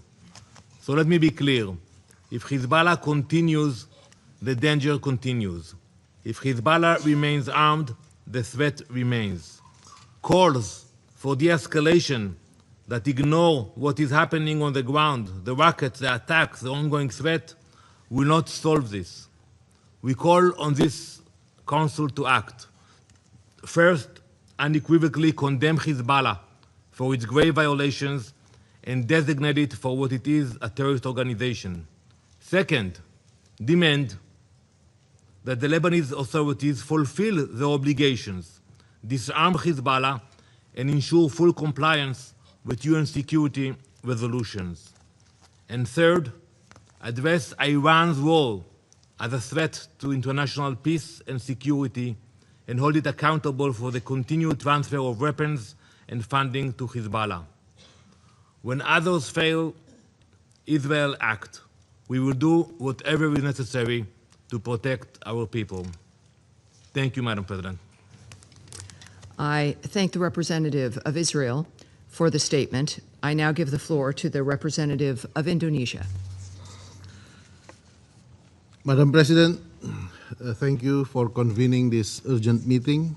With France, Indonesia requested this meeting as a testament of Indonesia's long-standing commitment and continued contribution to peacekeeping operations since 1957. I also thank the briefers, USG Lacroix, ISG Harry, and USG Fletcher. I should also like to thank you, Madam President, for giving me the floor to express the sense of grief, anger, and frustration of over 285 million people of Indonesia. I am sure that this sense of grief, anger, and frustration is widely shared by the people of the world. I am heartened by the pouring of expression of condolences, support, and solidarity from the members of this Council and the wider international community. Let me begin by honoring the memory of the fallen soldiers of peace by calling their names in this august chamber. Zulmi Aditya Iskandar, Major, Infantry, 33 years young. Muhammad Nur Ikhwan, First Sergeant, 25 years young. Fahrizal Ramadan, Corporal, 27 years young. Corporal Fahrizal lost his life serving his duty in our post in Ashid al-Quzair. Major Zulmi and First Sergeant Muhammad lost their lives in the attack to their convoy, providing logistical supports in Bani Hayyan. We cannot accept these killings of peacekeepers. This is a grave loss to Indonesia. This is also a grave loss to all of us, to the United Nations, to this Council, and to every community that looks to peacekeepers as symbols of hope and peace. Further, the attacks injured 5 other peacekeepers: Captain Sultan Wiryan Maulana, Corporal Riko Pramudia, Corporal Arif Kurniawan, Corporal Bayu Prakoso, Cadet Private Denny Rianto. These peacekeepers fell and wounded while carrying out a mandate entrusted to them by this very Council. Indonesia condemns in the strongest terms these heinous attacks against those peacekeepers serving with the UNIFIL on the 29th and 30th of March 2026. Indonesia urges all relevant actors to ensure the prompt, safe, and dignified repatriation of the remains of the 3 deceased personnel and request the best possible medical treatment and comprehensive care for the 5 injured peacekeepers to ensure their full and swift recovery. Madam President, some detractors have argued that the fallen soldiers were positioned in a zone of active war. But this framing overlooks a fundamental question. Who is responsible for creating and sustaining that zone of active hostilities? The current escalation did not arise in vacuum. It stems from repeated incursions by the Israeli military into the territory of Lebanon.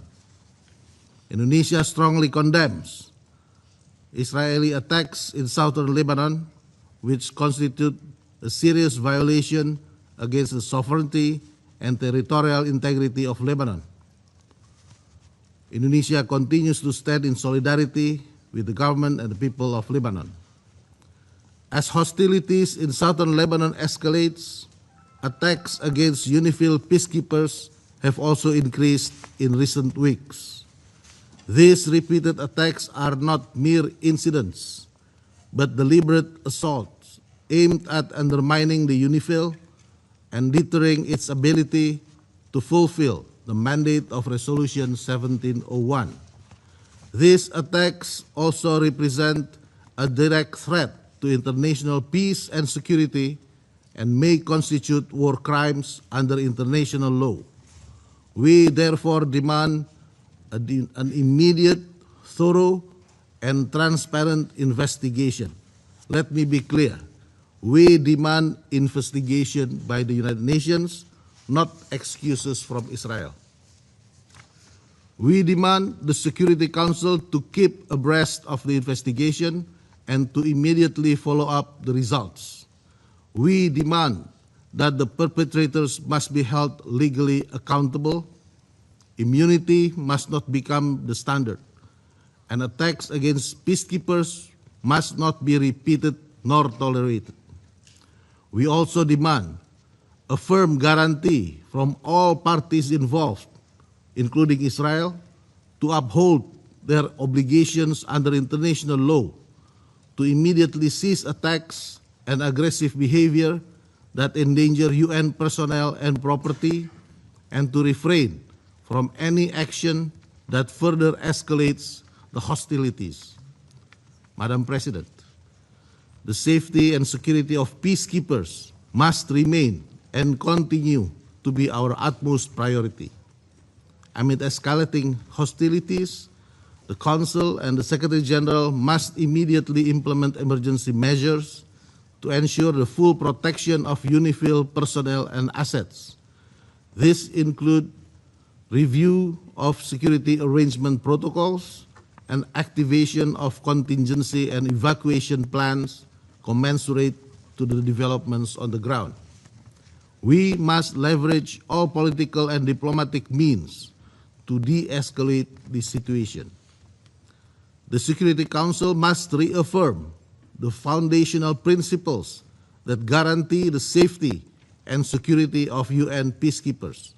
It is imperative for the Council and the wider international community to take immediate and decisive action to protect those who protect peace. We make these demands in deep reverence for our fallen peacekeepers, to whom Indonesia pays its highest respect for their ultimate sacrifice in the service of international peace and security. To this end, Indonesia remains committed to contribute to the maintenance of peace and security as our constitutional mandate. Now, we demand the Security Council to act and deliver. Today, the Security Council must speak up with a clear, strong, and unified voice to condemn the attacks against peacekeeping personnel. Today, the Security Council must reaffirm the obligations of all parties to ensure and guarantee the safety and security of peacekeepers. Today, the Security Council must take decisive action to prevent future hostilities and attacks against peacekeepers. No more attacks. Thank you. I thank the representative of Indonesia for the statement. I now give the floor to the representative of Poland. Madam President, let me thank you for convening this important meeting upon the request of France and Indonesia. I would also like to thank the briefers for the comprehensive information on the situation on the ground. Madam President, Poland is deeply concerned by the increasing instability in Lebanon, which directly affects the safety of the civilian population as well as the UNIFIL personnel. As the result of recent attacks, 3 Indonesian peacekeepers have lost their lives, while others were injured, including a soldier from the Polish contingent. We extend our deepest condolences to Indonesia and the close ones of the fallen peacekeepers and wish the injured a swift recovery. Poland strongly condemns these incidents. Ensuring safety of peacekeepers must be a top priority for all parties involved. We expect the ongoing investigation to conclusively determine all the circumstances of these tragic developments. Madam President, we wish to point to the increasingly difficult situation of UNIFIL, marked by growing security threats, reduction of the operations capabilities due to the 15% cuts, and the lack of a clear plan for the termination of the mandated activities. These elements create uncertainty regarding UNIFIL's mode of operation in the future. We therefore call for development of clear operational guidelines for the implementation of Resolution 2790, enabling troop-contributing countries to align their planning while ensuring both the continued implementation of the mandate and the safety of soldiers remaining in Lebanon. Madam President, in a broader context, we call on all parties to refrain from any actions that would further escalate the situation and to return to the implementation of the ceasefire agreement, which was negotiated by the United States and France in November 2024, and to ensure the full implementation of the provisions of Resolution 9001. We are deeply concerned about the humanitarian situation of the civilian population. In response, Poland has delivered the first batch of humanitarian aid to Lebanon.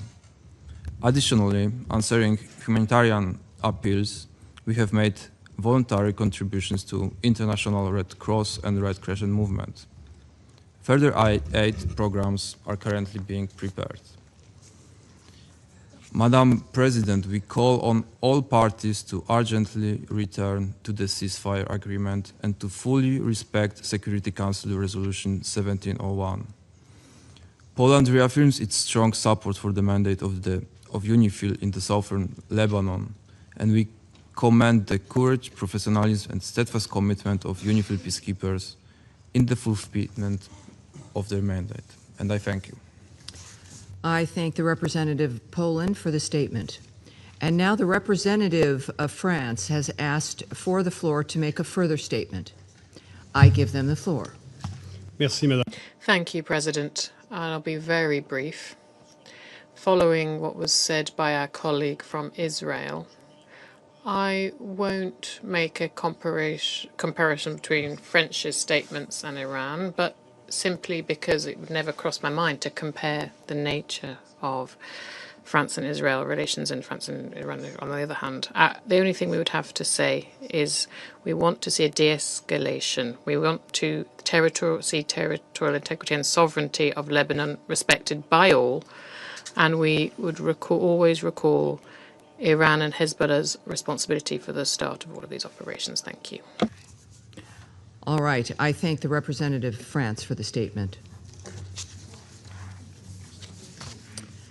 There are no more names inscribed on the list of speakers.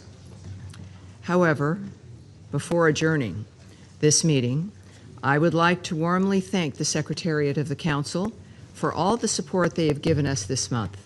And I thank all the members of the Council for joining us in this bit of history and for lending us your support, and to the variety of voices from this seat, from the First Lady of the United States, to Ambassador Waltz, to myself, and to all the other ambassadors from USUN.